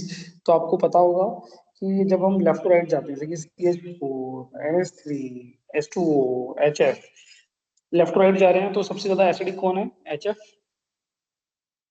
Left to right acidic nature increases, और top to bottom also acidic nature increases. अब ऐसा क्यों? सुनो, हाइड्रा एसिड के केस में एकदम एक्सेप्शन होता है। एक्सेप्शन मतलब लॉजिक है, ऑब्वियसली आंसर है इसका, बट इसमें एकदम पैटर्न अलग होता है हाइड्रा एसिड में। हाइड्रा एसिड में क्या क्या डिफरेंट होता है कि लेफ्ट टू राइट की acidic nature increases and top to bottom also acidic nature increases. Otherwise other other other जगह ट्रेंड क्या होता है, अदर अदर प्रॉपर्टीज में लेफ्ट टू राइट इंक्रीज हो रहा है तो टॉप टू बॉटम डिक्रीज होगा, मोस्टली यही फॉलो करते हैं। बट हाइड्रा एसिड में left to right acidic nature increases, top to bottom also increases. For example जैसे मैं H2O के नीचे अगर मैं बात करूं H2S, H2SE, H2 टेलुरियम वाला H2T, H2PO, ठीक है, तो एसिडिक नेचर H2O से ज्यादा नीचे वाले की होगी, यही होता है। चलो, अब एसिडिक नेचर और उसकी बात मैं क्यों कर रहा हूँ, क्वेश्चन को मैं जानबूझ के लेंथी बनाना नहीं चाह रहा हूँ, बट क्या है कि बहुत सारे लॉजिक्स है। कौन से लॉजिक से एक्सप्लेन आपको समझ में आएगा वो आपकी चॉइस है, मैं सबसे बताने की ट्राई करता हूँ। तो देखो, इन सब में से, इन ऑप्शन ABCD में से सबसे ज्यादा एसिडिक कौन है? सबसे ज्यादा एसिडिक है हमारा BiS3, है ना, BiS3, क्योंकि ऊपर से जब नीचे जाते हैं तो एसिडिक नेचर इंक्रीज होता है ऑफ हाइड्रा एसिड ओनली। अगर आप ऑक्साइड के लिए, सल्फाइड के लिए, हैलाइड के लिए एसिडिक नेचर देखोगे ना टॉप टू बॉटम, तो वो डिक्रीज होता है। बट हाइड्रा एसिड्स की acidic nature top to bottom increase होता है। ये सब हाइड्रा एसिड है, यहाँ पर ये सब हाइड्रा एसिड है, इन सब का एसिडिक नेचर क्या होता है, ऊपर से नीचे इंक्रीज, लेफ्ट टू राइट भी इंक्रीज, लेफ्ट टू राइट भी और टॉप टू बॉटम दोनों साइड में एसिडिक नेचर इंक्रीज होता है ऑफ हाइड्रा एसिड ओनली, ठीक है। चलो, तो इन सब में से मोर एसिडिक कौन है? BiS3। तो BiS3 अगर है तो सबसे इजीली हाइड्रोजन कौन देगा? सबसे इजीली हाइड्रोजन देगा हमारा BiS3। जो इजीली हाइड्रोजन देगा, जो हाइड्रोजन लूज करेगा, वो खुद को क्या करेगा, ऑक्सीडाइज। इजीली हाइड्रोजन देगा, खुद को ऑक्सीडाइज करेगा और दूसरे को रिड्यूस। तो बेस्ट खुद को ज्यादा ऑक्सीडाइज, दूसरे को ज्यादा रिड्यूस कौन करेगा? Obviously BiS3 best reducing agent हो गया। एक तो ये लॉजिक हो गया लूजिंग हाइड्रोजन, उस लॉजिक से। दूसरी बात, अगर हम बॉन्ड लेंथ से निकालें तो नाइट्रोजन और हाइड्रोजन के बीच में साइज क्या बहुत कम है। नाइट्रोजन और हाइड्रोजन के साइज में डिफरेंस कम है, तो इनकी ओवरलैपिंग ज्यादा होगी। बॉन्ड लेंथ यहाँ पर, बॉन्ड लेंथ कम होगा, NH3 का बॉन्ड लेंथ कम होगा। और सबसे ज्यादा बॉन्ड लेंथ किसका होगा? ऑब्वियसली नाइट्रोजन और ये सब एक ही ग्रुप के हैं, तो बिस्मिथ और हाइड्रोजन के बीच में जो साइज डिफरेंस है वो सबसे ज्यादा है। तो इनके बिस्मिथ और हाइड्रोजन का ओवरलैपिंग बहुत कम होगा, बॉन्ड बहुत वीक बनेगा, हाइड्रोजन इजीली डोनेट हो जाएगा। तो हाइड्रोजन का डोनेशन ही होता है आपका आपका ऑक्सीडाइजिंग बिहेवियर, और खुद को वो ऑक्सीडाइज कर रहा है तो सामने वाले को रिड्यूस करेगा, तो रिड्यूसिंग एजेंट की तरह बिहेव करेगा। तो ऑब्वियसली यहाँ पर बिस्मिथ और हाइड्रोजन का बॉन्ड बहुत वीक है, बिकॉज इसका बॉन्ड लेंथ बहुत ज्यादा है, क्योंकि बिस्मिथ का साइज ज्यादा और हाइड्रोजन का साइज कम, तो सेंटर टू सेंटर डिस्टेंस बहुत ज्यादा है। बट नाइट्रोजन और हाइड्रोजन के केस में क्या है, नाइट्रोजन का साइज कम, हाइड्रोजन का भी साइज कम, तो इसकी बॉन्ड लेंथ कम है, तो बॉन्ड लेंथ कम तो बॉन्ड स्ट्रॉन्ग। तो बिस्मिथ सी ऑप्शन में बॉन्ड लेंथ बहुत ज्यादा है तो बॉन्ड वीक हो जाएगा और आराम से हाइड्रोजन को ये लूज करेगा। तो हाइड्रोजन को लूज करने की वजह से ये बेटर एसिड है और ये बेटर रिड्यूसिंग एजेंट है, ठीक है। चलो, तो BiS3 is better reducing agent. Okay, चलो नेक्स्ट। हाँ, क्वेश्चन नंबर 18 में anomalous behaviour of oxygen is due to its, ये तो आपको पता ही होगा। एनोमलस बिहेवियर जो होते हैं, जो किसी भी पी ब्लॉक में स्टार्टिंग के जो ग्रुप होते हैं, ग्रुप के जो फर्स्ट एलिमेंट होते हैं, जैसे boron, carbon, nitrogen, oxygen, fluorine, ये जो एलिमेंट होते हैं ये स्टार्टिंग वाले, ये एनोमलस बिहेवियर दिखाते हैं। रीजन क्या है, इनका स्मॉल साइज होता है, स्मॉल साइज होता है, इनकी इलेक्ट्रोनेगेटिविटी ज्यादा होती है और इनमें वैकेंट डी ऑर्बिटल नहीं होता है। ये तीन मेन लॉजिक होते हैं एनोमलस बिहेवियर के। अब क्वेश्चन में देखो, साइज कम और इलेक्ट्रोनेगेटिविटी ज्यादा वाला कौन सा ऑप्शन है? तो इलेक्ट्रोनेगेटिविटी स्मॉल साइज होगा और इलेक्ट्रोनेगेटिविटी लो नहीं होती, हाई होती है। एक्चुअली ये ऑप्शन गलत हो गया, स्मॉल साइज और हाई इलेक्ट्रोनेगेटिविटी, तो ये ऑप्शन सी सही है। अब इसमें आप ऐड कर सकते हैं कि वैकेंट ऑर्बिटल, है ना, थर्ड प्रॉपर्टी होती है एनोमलस बिहेवियर की, due to absence of vacant orbital of first element in P block groups, ठीक है। This three property are main reason for anomalous behaviour. ठीक है, क्वेश्चन नंबर 19 में देखते हैं। 19 में असर्शन गिवन है हमें H2T, फिर से वो हाइड्रा एसिड आ गया। H2T is more acidic then H2S। Obviously मैंने आपको अभी बताया था थोड़ी देर पहले, तो हाइड्रा एसिड होते हैं उनका left to right and top to bottom acidic nature increase होता है इन पीरियोडिक टेबल। तो H2S, H2O, H2S, H2 Se, H2Te, H2PO, भाई acidic nature top to bottom and left to right दोनों साइड में increase होता है ओनली फॉर हाइड्रा एसिड। ठीक है, तो top to bottom acidic nature increases. तो यही क्वेश्चन लिखा है, H2T is more acidic, yes, तो statement is assertion is correct. उसके बाद में क्या है, reason bond dissociation enthalpy of H2T is lower than H2S, बिल्कुल सही है, क्योंकि H2T में जो बॉन्ड एंथैल्पी है वो बहुत कम है, बिकॉज हाइड्रोजन और टेलुरियम का जो साइज डिफरेंस है बहुत ज्यादा है, तो इनके सेंटर टू सेंटर डिस्टेंस बहुत ज्यादा होगा, तो बॉन्ड लेंथ ज्यादा तो bond strength come. But H2S में क्या है, साइज डिफरेंस कम है, इसका बॉन्ड लेंथ कम होगा, बॉन्ड स्ट्रेंथ ज्यादा होगा, तो बॉन्ड स्ट्रॉन्ग बनेगा, बस बॉन्ड डिसोसिएशन एंथैल्पी H2S की ज्यादा होगी ऑब्वियसली। तो रीजन भी यहाँ पर करेक्ट है क्वेश्चन नंबर 19 में। तो दोनों ही स्टेटमेंट असर्शन और रीजन दोनों ही करेक्ट है, और एक्चुअली ये क्वेश्चन अभी लास्ट ईयर का क्वेश्चन है, ये जेई मेंस का 24 का क्वेश्चन है ये। ठीक है, और आपको जो ये वाला क्वेश्चन 25 का है। ठीक है, ध्यान से रखना, ध्यान से देख लेना, रिड्यूसिंग एजेंट की बात की है। ठीक है, ये अभी हमने किया था 25 इसी साल का क्वेश्चन। खैर, क्वेश्चन नंबर 19 के बाद क्वेश्चन नंबर 19 का ऑप्शन क्या होगा, दोनों करेक्ट वाला, both A and R true but R reason is the correct explanation. ठीक है, question B option. Question number 20 में the large difference between the melting and boiling point of oxygen and sulphur में be explain on the basis of. अब देखो, oxygen और sulphur की बात करें तो O2, ऑक्सीजन एग्जिस्ट करता है O2 की फॉर्म में, और सल्फर एग्जिस्ट करता है एसिड की फॉर्म में। तो इसमें अगर एटोमिसिटी इसकी है 2, इसकी एटोमिसिटी है 2 और इसकी एटोमिसिटी है 8, अब उससे फर्क क्या पड़ता है, इसकी एटोमिसिटी 2 है तो इसका अब 2 एटम है, अब एटोमिसिटी 2 कम होने से इसका एटॉमिक वेट भी कम हो जाएगा, एटॉमिक सॉरी मॉलिक्यूलर मास इसका कितना है, बहुत कम, और इसका मॉलिक्यूलर मास क्या है, ज्यादा। तो मॉलिक्यूलर मास ज्यादा, वंडर वाल फोर्स ज्यादा, और मेल्टिंग एंड बॉइलिंग पॉइंट ज्यादा। S8 का मॉलिक्यूलर मास ऑब्वियसली O2 से तो बहुत ज्यादा ही होता है। तो और ये S8 सल्फर का एलोट्रॉप्स आपने पढ़ा होगा, मोनोक्लिनिक रोम्बिक। तो S8 का स्टेबिलिटी ज्यादा होता है, जस्ट बिकॉज S8 का मॉलिक्यूलर मास ज्यादा, उसमें लगने वाले वंडर वाल फोर्स ज्यादा, क्योंकि मास के डायरेक्टली प्रोपोर्शनल होता है van der Waals force. Intermolecular force very strong, melting and boiling point are very high S8 का। ठीक, अब इसका मेन रीजन क्या है, क्या मास ज्यादा या फिर वंडरवाल फोर्स ज्यादा या एटोमिसिटी। तो आंसर है इसका मेन रीजन होता है एटोमिसिटी, क्योंकि एटोमिसिटी ज्यादा होने की वजह से ही मास ज्यादा हो रहा है। इंडिविजुअल एटम का देखेंगे तो सल्फर का ऑलरेडी ज्यादा है, बट सपोज अगर O5 एग्जिस्ट करता और S2 एग्जिस्ट करता, या O6 एग्जिस्ट करता और S2 एग्जिस्ट करता, तो भाई जिसके टोटल मास देखा जाता है ना, वंडरवाल फोर्स के लिए पूरे मॉलिक्यूल का मास देखा जाता है। तो O2 ऑक्सीजन का जो मॉलिक्यूल है वो O2 की फॉर्म में एग्जिस्ट करता है, सल्फर का एसिड की फॉर्म में एग्जिस्ट करता है। ओवरऑल मॉलिक्यूलर मास जिसका ज्यादा होगा उसका उस पर लगने वाला वंडरवाल फोर्स ज्यादा होगा। एक तो ये रीजन है। दूसरा रीजन में आपको, देर आर मल्टीपल रीजन, ठीक है, कौन सा डोमिनेट करेगा वो हम बाद में देखेंगे।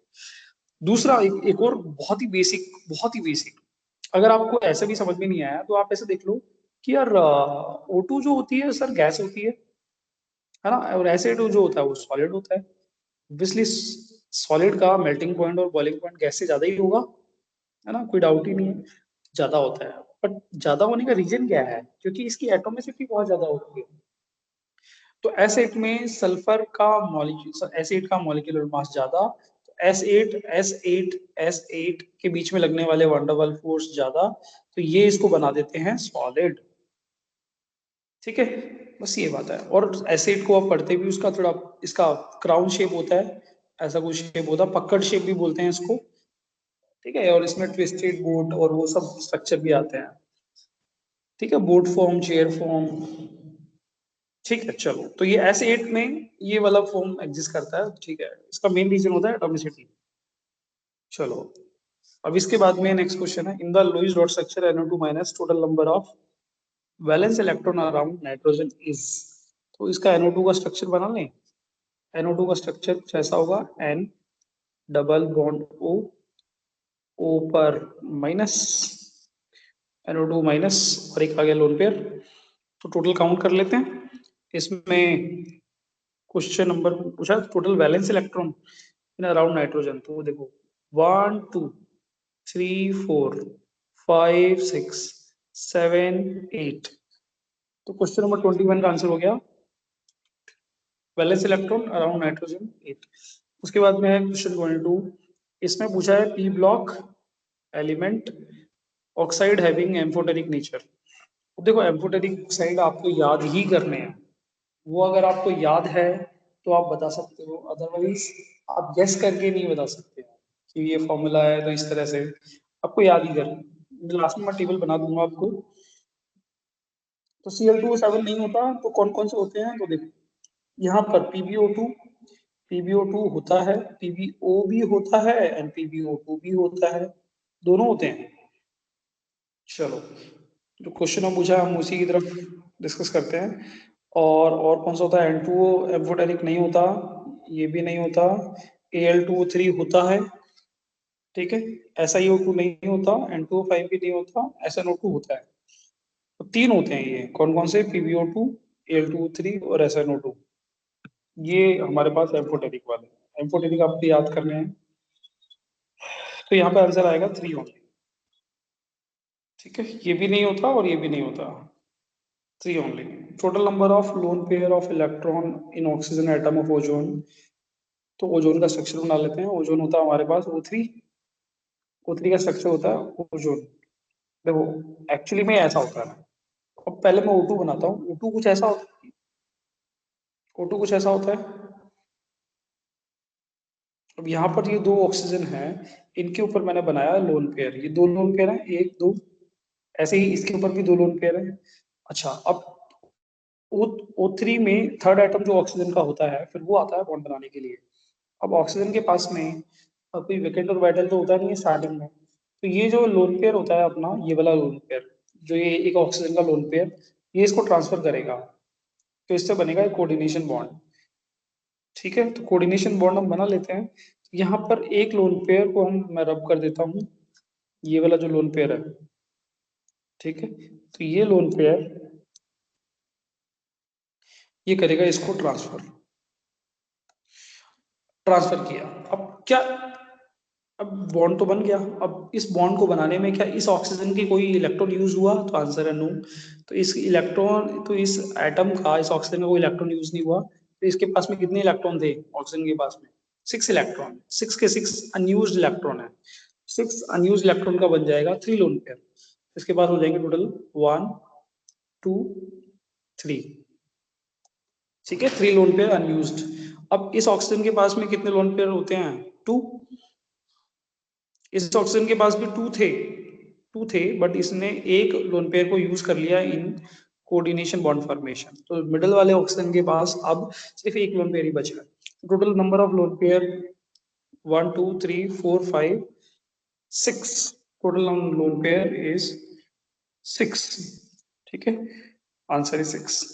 Question number 24, number of electron from the following that cannot form compound with valency which match with their respective group valencies। अब देखो रिस्पेक्टिव ग्रुप वैलेंसी का मतलब क्या होता है, ग्रुप वैलेंसी का मतलब होता है जो नंबर ऑफ ग्रुप होता है वही ग्रुप वैलेंसी होता है। तो मैं लिख देता हूँ साइड में, number of group is equals to group valency,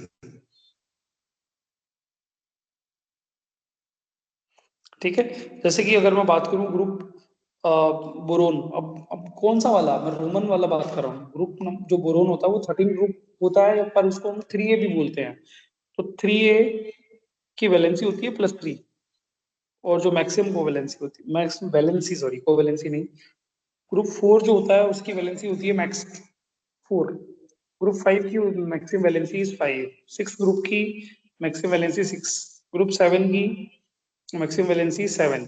अब ग्रुप जो 8 होता है, ग्रुप 8 एक्चुअली होता नहीं है, उसको हम जीरो ग्रुप बोलते हैं, और उसकी वैलेंसी भी कितनी होती है, जीरो। ठीक है, तो ये रोमन वाले की बात कर रहे हैं हम लोग। ठीक है, चलो अब देखो, अब इसमें मैं इसको, हाँ, अब ये जो हमें एलिमेंट्स गिवन है ये वाले, अब बोल रहा है कि इनका ग्रुप वैलेंसी और इनकी जो मैक्सिमम वैलेंसी किस किस की मैच नहीं कर रही, कैन नॉट बोल रहा है, can not form compound with matching valencies. तो देखो बोरोन का नंबर होता है, बोरोन आता है थर्ड थर्ड ए में, 3 ए में आता है, कार्बन आता है फोर्थ में, बोरो और नाइट्रोजन आता है फिफ्थ में, सल्फर आता है ऑक्सीजन की फैमिली किसमें, सिक्स में आ गया, सिक्स में, ऑक्सीजन भी आता है आपका सिक्स में, फ्लोरीन आता है सेवेंथ में, सेवेंथ ग्रुप में, फास्फोरस आता है आपका और नाइट्रोजन यानी कि फिफ्थ वाले में, एल्यूमिनियम आता है बोरोन वाले यानी कि थर्ड वाले में, सिलिकॉन आता है कार्बन वाले यानी कि फोर्थ वाले में, फोर्थ, ये सब ए वाले हैं। चलो अब इनकी वैलेंसी जो होती है मैक्सिमम वैलेंसी, ठीक है, अब बोरोन कितनी दिखा देता है, बोरोन की जो वैलेंसी है मैं लिख देता हूँ यहाँ पर,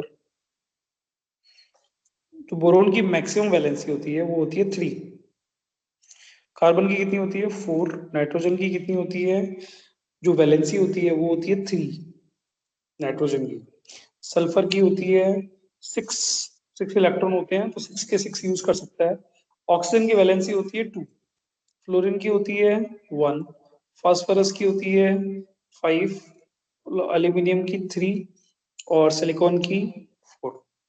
अब देखो किसकी ग्रुप वैलेंसी और उसकी खुद की वैलेंसी मैच नहीं कर रही, तो एक तो है अपने पास में बोरोन की मैच कर रही है, कार्बन की भी मैच कर रही है, बोरोन की ग्रुप वैलेंसी और उसकी वैलेंसी मैच कर रही है, कार्बन की भी मैच कर रही है, नाइट्रोजन की मैच नहीं कर रही, तो नाइट्रोजन की वैलेंसी मैच नहीं कर रही।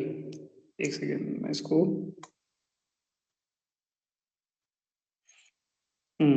हम थोड़ा हाईलाइट कर लेते हैं, इसकी वैलेंसी मैच नहीं कर रही है। ठीक है, एक तो ये मैच नहीं कर रही है, सल्फर में मैच कर रही है, ये मैच कर रही है, ऑक्सीजन में मैच नहीं कर रही, ऑक्सीजन का ग्रुप नंबर है 6, ग्रुप वैलेंसी 6 बट ऑक्सीजन की वैलेंसी इज 2, फ्लोरीन का ग्रुप वैलेंसी 7 बट इसका वैलेंसी 1, फास्फोरस का मैच कर रहा है, ठीक है, एल्यूमिनियम का भी मैच कर रहा है, सिलिकॉन का भी मैच कर रहा है, तो किन एटम का मैच नहीं कर रहा है, तो देर आर 3 एटम्स, ठीक है, नाइट्रोजन, ऑक्सीजन एंड फ्लोरीन, तो आंसर इज 3। ठीक है, और ये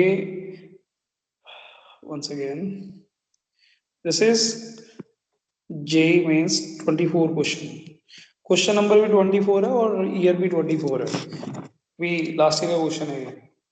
ओके, चलो 24 के बाद में क्वेश्चन नंबर 25, 25 में number of electron deficient molecule, ये भी अच्छा क्वेश्चन है, और ये भी 22 का क्वेश्चन है, जेई मीन्स 22। अब इलेक्ट्रॉन डेफिशिएंट बोल रहा है, इलेक्ट्रॉन डेफिशिएंट जनरली हम समझते हैं जिसका ऑक्टेट इनकम्प्लीट है, मतलब नंबर ऑफ इलेक्ट्रॉन 8 से कम है ऑब्वियसली। चलो हम देख लेते हैं, तो यहाँ पर फास्फोरस में देखोगे तो इसका पीएस3 में, पीएस3 देखें तो इसके पीएस3 का स्ट्रक्चर कुछ ऐसा होता है, पीएस3 एच एच एच, इसका ऑक्टेट कंप्लीट है, 1 2 3 4 5 6 और 2 इलेक्ट्रॉन फ्रॉम लोन पेयर, तो 8 इलेक्ट्रॉन है इसके पास में, ऑक्टेट कंप्लीट है। B2H6 देख लो, B2H6 का स्ट्रक्चर कुछ ऐसा होता है, B2H H H। देखो डाइबोरेन स्ट्रक्चर अगर आपने पढ़ा है तो यहाँ पर ही कुछ ऐसा होता है। अब इसमें बनाना बॉन्ड बनता है, वो सब आपको याद होगा, वो सब मैं बहुत डिटेल में नहीं जाने वाला हूँ, डाइबोरेन आई होप आपने अच्छे से पढ़ा होगा। तो देखो इसमें होता है बनाना बॉन्डिंग, और बनाना बॉन्डिंग में ये जो बॉन्ड होता है ना, ये वाला, ये सिंगल इलेक्ट्रॉन बॉन्ड होता है। देखो ये वाला जो बॉन्ड होता है टर्मिनल बॉन्ड जिसको बोलते हैं, ये डबल इलेक्ट्रॉन बॉन्ड होता है, ये डबल इलेक्ट्रॉन बॉन्ड है, टर्मिनल बॉन्ड। बट ये जो बनाना बॉन्ड होते हैं मिडल वाले, ये सिंगल इलेक्ट्रॉन बॉन्ड होते हैं। अब सिंगल इलेक्ट्रॉन बॉन्ड होने की वजह से आप देखोगे यहाँ पर,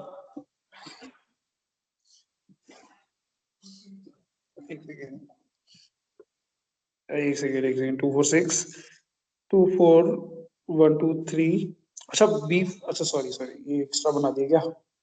एक तो एक्स्ट्रा बना दिया, सॉरी, ये ज्यादा बन गया। हाँ अभी ठीक है ना? हाँ अभी ठीक है। बी अभी हो गया B2H6, B2H6, अभी सही है। सॉरी वो गलत बना दिया था। अभी इसमें देखो, यहाँ पर अभी बोरोन के पास में देखो टोटल इलेक्ट्रॉन कितने हैं। बोरोन के पास में 1 2 3 4 5 6। वैसे ही बोरोन के पास में देखोगे टोटल इलेक्ट्रॉन है यहाँ पर 6। तो बस इलेक्ट्रॉन डेफिशिएंट स्पीसी है यहाँ पर। ठीक है, तो ये भी इलेक्ट्रॉन डेफिशिएंट स्पीसी है, 6 इलेक्ट्रॉन एंड 6 इलेक्ट्रॉन। तो इलेक्ट्रॉन डेफिशिएंट स्पीसी कौन कौन सी है, इसको मैं हाईलाइट कर दूं। एक सेकेंड।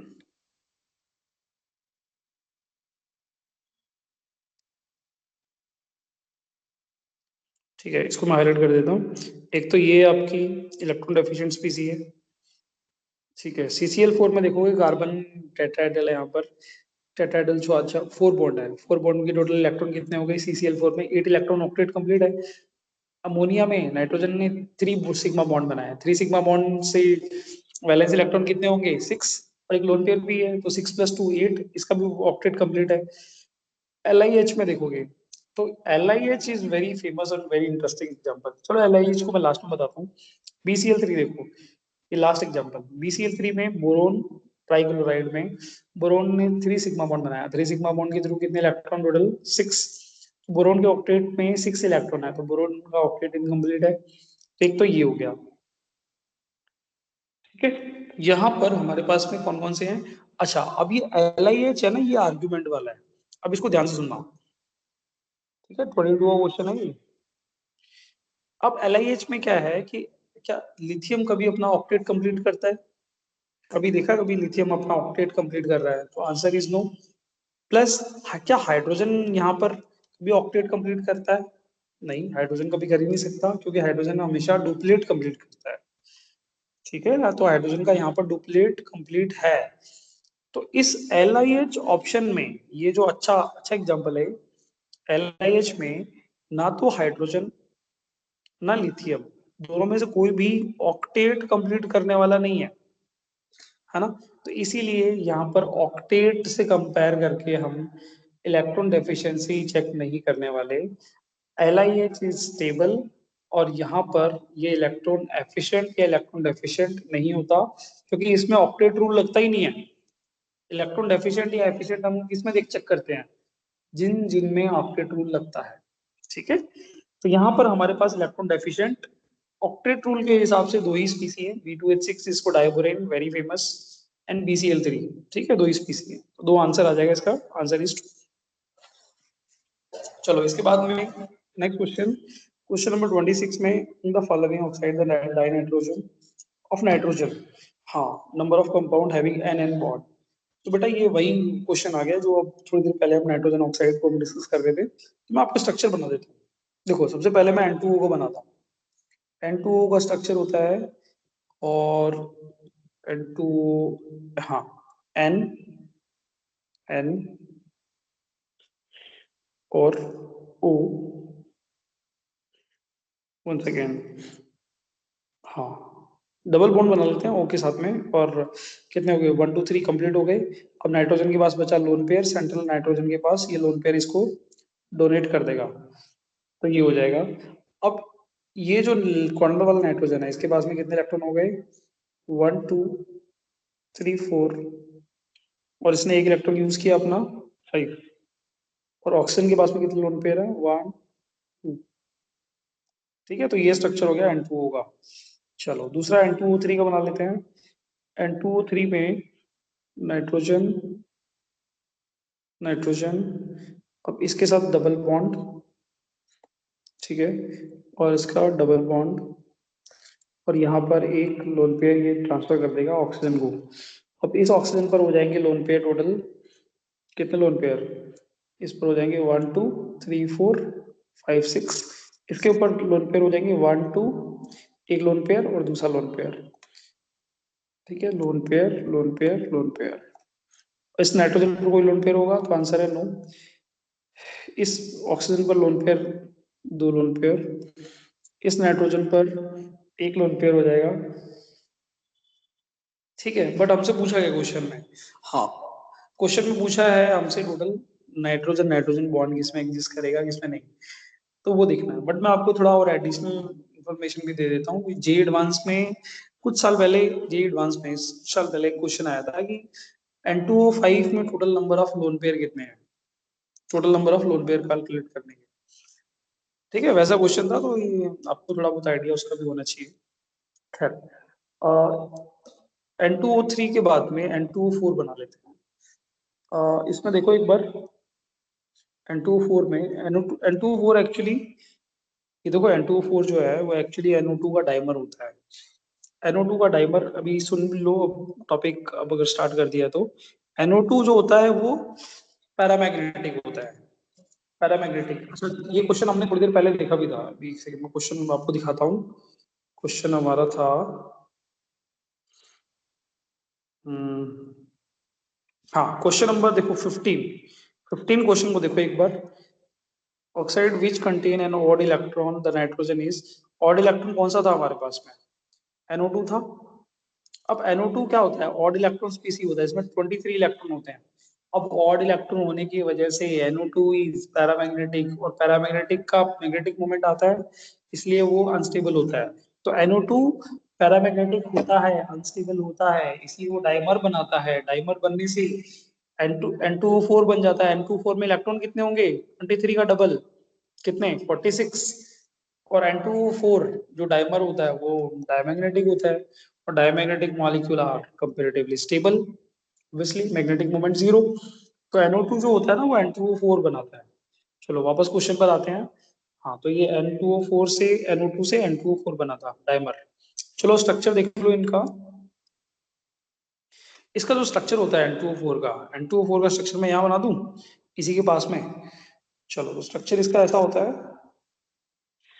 और nitrogen, one second, nitrogen nitrogen double bond को, एक कोऑर्डिनेशन बॉन्ड, और इसका ऑपोजिट कोऑर्डिनेशन बॉन्ड, ठीक है इस तरह से।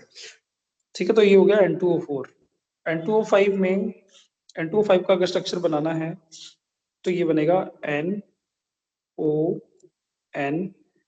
वही एक कोऑर्डिनेशन बॉन्ड और एक डबल बॉन्ड, एक कोऑर्डिनेशन बॉन्ड और एक डबल बॉन्ड, ठीक है। ये N2O5 हो गया, N2O5। तो ये स्ट्रक्चर N2O5 का बन गया। तो इसको मैं हाईलाइट कर देता हूँ। ये है, वन सेकेंड, ये है आपका N2O5, है ना, स्ट्रक्चर आप देख सकते हैं। और ये है आपका N2O4। तो इसमें नाइट्रोजन नाइट्रोजन बॉन्ड किसमें है, नाइट्रोजन नाइट्रोजन बॉन्ड एक तो आपका है, इसमें है N2O में, N2O3 में भी है, N2O4 में भी है। N2O5 में नाइट्रोजन नाइट्रोजन बॉन्ड डायरेक्ट नहीं, ठीक है। तो ये 22 का क्वेश्चन है, जेई 22, ठीक है, कुछ साल पहले पुरानी क्वेश्चन है। तो ठीक है, 22 में तो क्वेश्चन 26 में आ जाएगा answer 3, N2O, N2O3 and N2O4, three compound having an N bond. Next question है 27 में, the number of ion from the following that are expected to behave as oxidizing agent. अब ऑक्सीडाइजिंग एजेंट का मतलब ये है कि वो खुद को रिड्यूस करेगा, obviously they will oxidize other species and they will get reduced, okay, reduce mean इनका ऑक्सीडेशन स्टेट will decrease। तो देख लेते हैं जो ऑक्सीडेशन स्टेट जो अनस्टेबल में है, देख लेते हैं। टिन +4 में स्टेबल होता है, +4 में स्टेबल होता है टिन। +2, +2 भी बनाता है, +4 भी बनाता है, दोनों ही बनाता है। और इस पे इनर्ट पेयर इफेक्ट लगता नहीं है, Pb+2। हाँ, Pb+2 जो है वो लोअर ऑक्सीडेशन स्टेट में, ये भी स्टेबल है।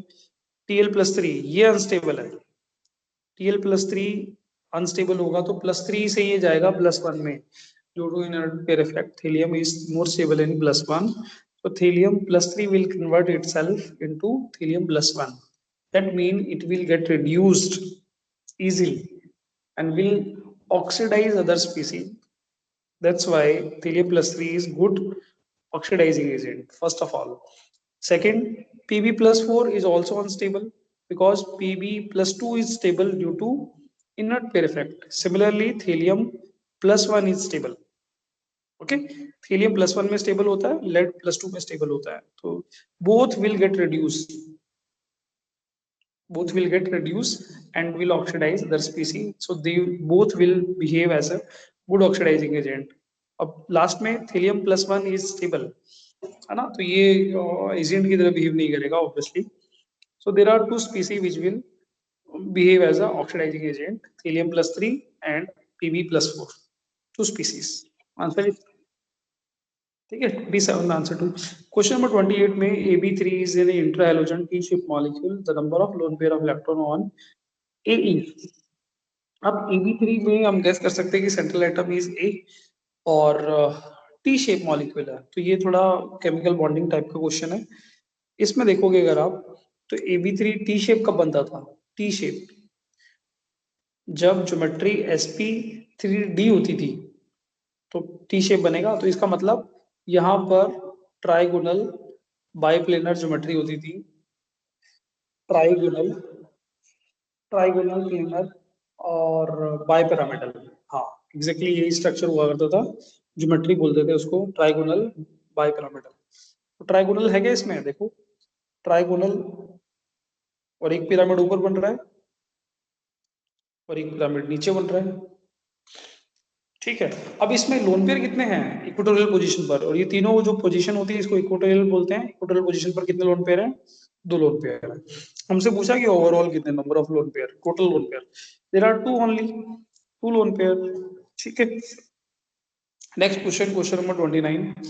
How many of the following element can not exhibit sp3d hybridization. अब क्वेश्चन को अगर आप ध्यान से देखें तो इसमें डी ऑप्शन, डी जो ऑर्बिटल है, sp3d कौन शो नहीं कर सकता है. तो जिस एलिमेंट में डी ऑर्बिटल है ही नहीं, क्या वो sp3d शो कर पाएगा कभी, तो आंसर इज नो, नहीं कर पाएगा. चलो देख लो फिर, क्या कार्बन कभी sp3d शो कर पाएगा, नहीं कर पाएगा. One second. Carbon is not able to exhibit sp3 dehybridization due to absence of d orbitals. D carbon में डी ऑर्बिटल नहीं होते, ये भी शो नहीं करेगा. फास्फोरस शो कर सकता है, क्लोरीन शो कर सकता है, बोरोन शो नहीं कर सकता, सल्फर शो कर सकता है, फ्लोरीन नहीं कर सकता, क्रोमियम कर सकता है. कौन कौन, there are how many atoms which cannot exhibit sp3d, three atom only, carbon, boron और ठीक है fluorine. Answer is 3. Question number 29 के बाद में 30. in diamond the percentage of p character of the hybrid orbital in hybridization are. बेटा diamond का structure आपने देखा होगा, डायमंड में सब कार्बन एटम होते हैं और सब टेट्राहेड्रल फॉर्म में होते हैं, जैसे ये कार्बन का मॉलिक्यूल है. अभी इसके साथ में ये आगे भी होगा ऐसा, इसके साथ में और भी कार्बन एटम होंगे, कोवेलेंटली अटैच्ड होते हैं. Each carbon in diamond, each carbon is sp3, once again each carbon is sp3 hybridized, और sp3 hybridized होने की वजह से, है ना, तो यहाँ पे टेट्राहेड्रल स्ट्रक्चर बनती है डायमंड की, सबको पता होगा. और अब इस sp3 में p करेक्टर कितना है, p ऑर्बिटल जो है, p ऑर्बिटल कितना है total, out of 4 orbital there are 3 p orbital. p percentage कितना होगा, p orbital in sp3 is 3, total orbital 4, percentage निकालोगे तो 75%. तो p percentage are 75 and s percentage are 25. ठीक है. क्वेश्चन नंबर 30 के बाद में 31 इज गुड क्वेश्चन. ये 31 question is from 25 this year. इसी साल का क्वेश्चन है, इसी साल का क्वेश्चन है. फटाफट से देख लेते हैं. The nature of oxide is thallium TiO2 and hydride TS2 formed by tellurium respectively are. ठीक है. तो देखो सबसे पहले टेलुरियम जो है, ये टेलुरियम एक सेकंड में ड्रॉ कर लेता हूँ. तो कौन से family, boron, aluminium, gallium, indium, thallium. पर ये टेलुरियम है ना, टेलुरियम वो सही से टी वो। हाँ तो ऑक्सीजन वाली फैमिली में आ गया, सही से टी हो। तो देखो, और इसमें SO2 और सही से SO2, SiO2, TiO2, PiO2। अब ऊपर से जब नीचे जाते हैं तो इनर्ट पेयर इफेक्ट इंक्रीज होता है, oxidation state, lower oxidation state का स्टेबिलिटी इंक्रीज होता है टॉप टू बॉटम। ओके, अब हमसे पूछ रहा है कि जो सर TiO2 है, ये जो TiO2 है, ये ऑक्सीडाइजिंग नेचर का होगा या रिड्यूसिंग? तो देख लो, क्योंकि जितना ज्यादा नीचे मिलेगा, TiO2 क्या मिलता है, लेड के जो पोलेनियम के जस्ट ऊपर मिलता है। TiO2 में इनर्ट पेयर इफेक्ट हालांकि नहीं मिलता obviously, but down the group stability of lower oxidation state increases. Obviously आप जानते हैं, down the group stability of lower oxidation state increases. तो यहाँ पर जो लेड है, वन सेकेंड, हाँ ये जो कंपाउंड है ये टेलुरियम वाला, इसका ऑक्सीडेशन स्टेट है +4, और टेलुरियम डाउन द ग्रुप आता है, सबसे नीचे तो नहीं बट बहुत नीचे आता है। तो इसका जो नेचर होगा वो लोअर ऑक्सीडेशन स्टेट का ज्यादा होगा। तो टेलुरियम +4 से कन्वर्ट होना चाहेगा +1 में, खुद को रिड्यूस करेगा तो दूसरे को ऑक्सीडाइज करेगा। ठीक है, तो हम बोलते हैं, एक लाइन में आंसर दूं तो TiO2 ऑक्सीडाइजिंग नेचर का होगा। तो क्यों? क्योंकि TiO2 ग्रुप में बहुत नीचे होता है, और down the group lower oxidation state stability increases. तो टेलुरियम अभी +4 में है, और ये लोअर ऑक्सीडेशन स्टेट +4 से किस में जाएगा, +2 में जाएगा। +2 कर लो इसको, है ना, +2, +4 से +2 में जाएगा, तो लोअर ऑक्सीडेशन स्टेट में कन्वर्ट होना चाहेगा, because down the group lower stability of lower oxidation state increases. तो +2 में जाएगा, खुद को रिड्यूस, दूसरे को ऑक्सीडाइज करेगा। चलो, तो ये करेगा ऑक्सीडाइज, तो ऑक्सीडाइजिंग बिहेवियर होगा, ठीक है। अब हाइड्राइड ऑफ TS2, अब TS2, अब आपको मैंने बताया था हाइड्रा एसिड जो होते हैं उनका down the group acidic nature increases. ठीक है, बहुत ही स्पेशल हाइड्राइड होते हैं, हाइड्रा एसिड बहुत ही स्पेशल कंपाउंड होते हैं। तो for hydra acid in periodic table, left to right acidic nature increases, and top to bottom also acidic nature increases. तो TS2 क्या होगा, बहुत नीचे आता है। TS2 क्या है, नीचे आता है, तो एसिडिक नेचर काफी ज्यादा है, तो ऑब्वियसली एसिडिक नेचर का होगा ये। जैसे मैं आपको बता देता हूँ, H2O और एस H2O सी से H2S, S2, SE, S2, TE, S2PO। तो भाई इसमें जब ऊपर से नीचे जाएंगे तो इसका एसिडिक नेचर इंक्रीज होगा ना। नीचे वाले क्या मिलेंगे, एसिडिक। क्यों एसिडिक क्यों मिलेंगे, ये सारे एसिडिक होंगे एक्चुअली। क्यों? क्योंकि वाटर कैसा होता है, न्यूट्रल। तो ये नीचे वाले सारे एसिडिक होते हैं, और सबसे, और इनका एसिडिक नेचर सबसे ज्यादा कौन होता है, एसिडिक होता है H2PO। ठीक है, और लीस्ट एसिडिक कौन होता है, H2O। और एक्चुअली में सबसे लीस्ट एसिडिक मतलब ये न्यूट्रल ही होता है। ठीक है, तो यहाँ पर कोई एम्फोटेरिक तो नहीं होगा, ये सारे एसिडिक होते हैं, बट वाटर कैसा होता है, न्यूट्रल, और सबसे ज्यादा। और टेलुरियम कैसा होता है, एसिडिक होता है ऑब्वियसली, वाटर न्यूट्रल। तो ऊपर से नीचे जाते हैं तो हाइड्रा एसिड का ये एसिडिक नेचर इंक्रीजेस, तो TS2 इज एसिडिक। तो एसिडिक वाला एंड ऑक्सीडाइजिंग, वंस अगेन, तो ऑक्सीडाइजिंग, हाँ ऑक्सीडाइजिंग होगा TO2, क्योंकि खुद को रिड्यूस करेगा, लोअर ऑक्सीडेशन स्टेबिलिटी ज्यादा है इसलिए। और TS2 क्योंकि जस्ट बिकॉज ये नीचे होता है तो इसका एसिडिक नेचर भी ज्यादा होगा। तो answer A only. Question number 32 में, incorrect statement among the following is, देख लेते हैं। तो one by one, PF3 exist but NF5 does not exist. Incorrect देखना हमको, ये तो सही है, PF3 एग्जिस्ट नहीं करता, एग्जिस्ट करता है बट NF5 नहीं करता, ऑब्वियसली क्योंकि नाइट्रोजन के पास में ऑक्टेट एक्सपेंड करने के लिए जगह ही नहीं है, डी ऑर्बिटल है ही नहीं। तो yes, option A statement is सही, करेक्ट है। ऑप्शन बी में SO2 can act as oxidizing agent but not as reducing agent. देखो, सल्फर का यहाँ पर ऑक्सीडेशन नंबर है +4,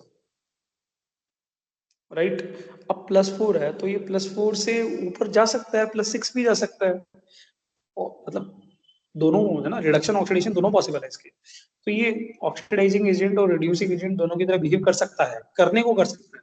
अब इसकी चॉइस क्या है वो नेचर पर डिपेंड करेगा, वो हम देखेंगे। तो actually this is only oxidizing agent, मतलब ठीक है, उस पर अभी आते हैं। ये दोनों, ये खुद को ऑक्सीडाइज भी कर सकता है, +4 से +6 में भी जा सकता है, और ये +2 में भी जा सकता है, दोनों साइड जा सकता है एक्चुअली, दोनों की तरह बिहेव कर सकता है, but not as reducing agent. भाई दोनों की तरह कर सकता है तो ऑक्सीडाइजिंग एजेंट भी कर सकता है, रिड्यूसिंग एजेंट भी कर सकता है। हाँ, ये बेटर कौन सा होगा ये क्वेश्चन में नहीं पूछा है, हमसे बस ये पूछा है कि कौन दोनों कर सकता है या नहीं, तो दोनों कर सकता है। तो ये स्टेटमेंट गलत हो गया। अच्छा, तो सी ऑप्शन देख लो, PS3 show lower proton affinity than NH3। अब प्रोटोन एफिनिटी का मतलब होता है कि आपने पढ़ा होगा ब्रॉन्स्टेड बेस थ्योरी।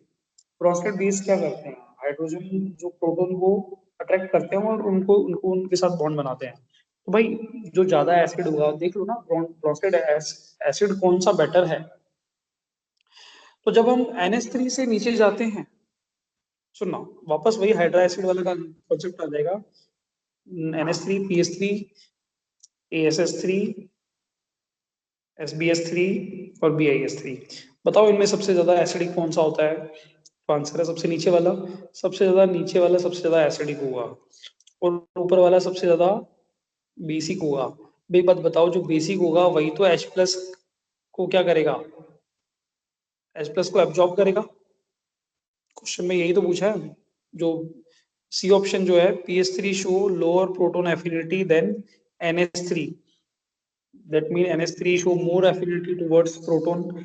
यस, क्योंकि NH3 मोर बेसिक होता है, PS3 क्या होता है, लेस बेसिक होता है। अगर मैं NH3 और PS3 में से कंपेयर करूं तो NH3 will be more basic, PS3 will be more acidic, है कि नहीं, क्योंकि ऊपर से नीचे एसिडिक नेचर इंक्रीज होता है। हाइड्रा एसिड, ये हाइड्रा एसिड ही तो है, हाइड्रा एसिड। तो दोनों में से बेटर एसिड कौन होगा, NH3 PS3 में से PS3 is better acid and NH3 is better base. और जो बेस होता है वही तो हाइड्रोजन को एफिनिटी, हाइड्रोजन को एब्जॉर्ब करने की एफिनिटी दिखाता है। यस, तो NH3 की एफिनिटी ज्यादा होगी टुवर्ड्स प्रोटॉन, तो yes, statement C is also correct.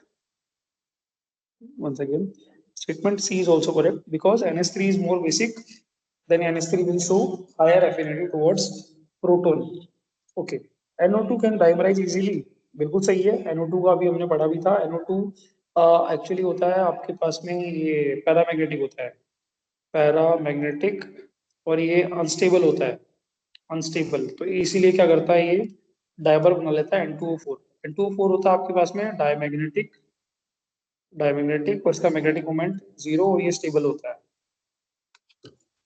ठीक है, तो NO2 डाइमराइज इजीली। ठीक है, तो स्टेटमेंट कौन सा इनकरेक्ट तुमसे पूछा था, तो इनकरेक्ट स्टेटमेंट हो जाएगा आपका बी ओनली। ठीक है, 32 के बाद में question number 33, good reducing nature of H3PO2 is attributed to the presence of. ठीक है, अब ये अच्छा क्वेश्चन है, इसको देखो एक बार। H3PO2 का स्ट्रक्चर बना लेते हैं। H3PO2 का स्ट्रक्चर बनाने के लिए देखो, सेंट्रल एटम कौन है, फास्फोरस। कितने ऑक्सीजन है, 2 ऑक्सीजन। जब भी 2 ऑक्सीजन हो तो एक ऑक्सीजन को तो आप बिना कुछ सोचे ऐसा बना लो, दूसरा ऑक्सीजन है उसको सिंगल बॉन्ड से कनेक्ट करो, 2 ऑक्सीजन कंज्यूम हो गए। चलो, अब हाइड्रोजन कितने हैं, 3 हाइड्रोजन, 3 हाइड्रोजन, तो 3 हाइड्रोजन को ड्रॉ कर लेते हैं।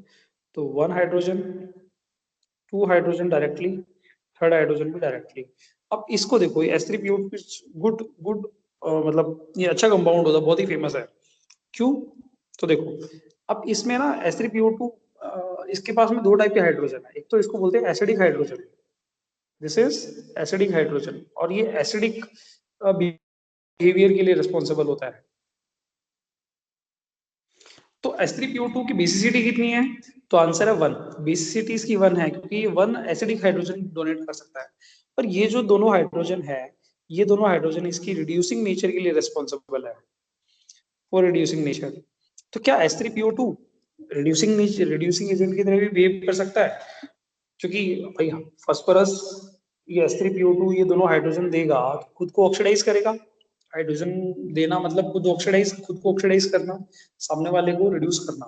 तो H3PO2 is good reducing agent as well. ठीक है, तो इसकी बेसिसिटी होती है H3PO2 की बेसिसिटी होती है 1 ड्यू टू दिस हाइड्रोजन, और ये both hydrogen are responsible for reducing nature of H3PO2। Okay, आपसे एक इजी क्वेश्चन पूछता हूं मैं, क्या H3PO4 एसिडिक होगा? तो आंसर है यस, H3PO4 बना लेना आप, H3PO4 ही होता है, ये लो। इसके पास में कितने एसिडिक हाइड्रोजन है? तो आंसर है 3, 1 2 3। तो H3PO4 की बेसिसिटी होती है 3। ओके, क्या इसके पास में कोई रिड्यूसिंग नेचर के लिए कोई हाइड्रोजन है H3PO4 के पास में? तो इसके पास में कोई रिड्यूसिंग नेचर के लिए हाइड्रोजन नहीं है, तो H3PO4 can not act, H3PO4 can not act as reducing agent, but H3PO2 can act as acid and as well as reducing agent both, है ना? ठीक है, तो ये आंसर पता चल गया, H3PO2 में ये वाला हाइड्रोजन एसिडिक नेचर के लिए और ये दोनों रिड्यूसिंग नेचर के लिए। तो बस, तो इसमें रिड्यूसिंग नेचर के लिए पूछा क्वेश्चन हमसे, good reducing agent attributed to, तो कौन सा होगा? 2pH बॉन्ड, 2pH बॉन्ड, तो आंसर होगा सी। तो 2pH बॉन्ड मतलब इसमें आंसर सी हो जाएगा, 33 में आंसर सी।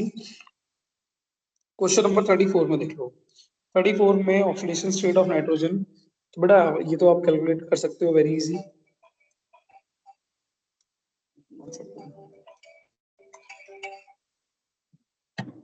H3PO2 में देख लेते हैं, इनका ऑक्सीडेशन स्टेट पूछा है।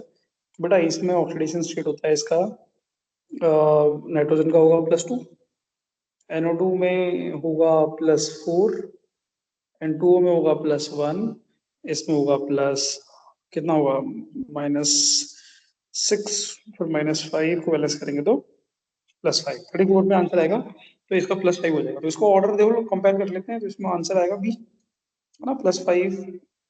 ठीक है, क्वेश्चन नंबर 35 देख लो, the correct order of bond distribution enthalpy of halogen is. अब देख लो, बॉन्ड डिस्ट्रीब्यूशन एंथैल्पी का जो एक्सपेक्टेड ऑर्डर होता है ना, वो ये होता है FF CL BR, expected order बोल रहा हूँ, करेक्ट ऑर्डर नहीं बोल रहा हूँ, अभी करेक्ट ऑर्डर पर हम आएंगे। तो क्योंकि FF का बॉन्ड लेंथ कम है, तो इसका बॉन्ड स्ट्रेंथ ज्यादा होना चाहिए, बट ऐसा होता नहीं है। होता क्या है एक्चुअली, फ्लोरीन के पास में जो लोन पेयर होते हैं ना, फ्लोरीन के पास में लोन पेयर होते हैं, मैं थोड़ा सा इसको ठीक से बना लेता हूँ, वापस आता हूँ मैं इस पर।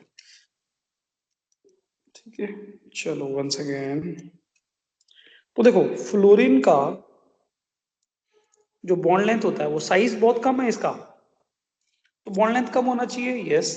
क्लोरीन का साइज बहुत ज्यादा है, तो इसका बॉन्ड लेंथ ज्यादा होना चाहिए, बॉन्ड क्लोरीन का वीक होना चाहिए। बट होता क्या है एग्जैक्टली, क्या होता है, तो सुनो, फ्लोरीन के पास जो लोन पेयर होते हैं, कितने lone pair, 3 lone pair on each fluorine. अब फ्लोरीन का साइज इतना कम है, तो इनका जो फ्लोरीन फ्लोरीन लोन पेयर होता है ना, लोन पेयर जो रिपल्शन होता है वो बहुत ज्यादा होता है, क्योंकि फ्लोरीन बहुत ज्यादा क्लोज है। तो फ्लोरीन का 3 lone pair versus 3 lone pair repulsion बहुत ज्यादा होता है, क्योंकि फ्लोरीन का साइज कम, चार्ज डेंसिटी ज्यादा, तो लोन पेयर रिपल्शन बहुत ज्यादा ऑन फ्लोरीन।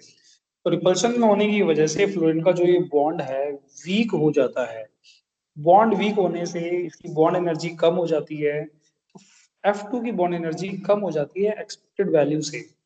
तो आंसर, तो क्वेश्चन है कि कितनी कम हो जाती है, तो आंसर है कि वो Cl2 Br2 दोनों से कम हो जाती है। ठीक है, तो एक्चुअली में जो एक्सपेक्टेड ऑर्डर था उसमें F2 का बॉन्ड एनर्जी सबसे ज्यादा होना चाहिए था, क्योंकि बॉन्ड लेंथ कम था।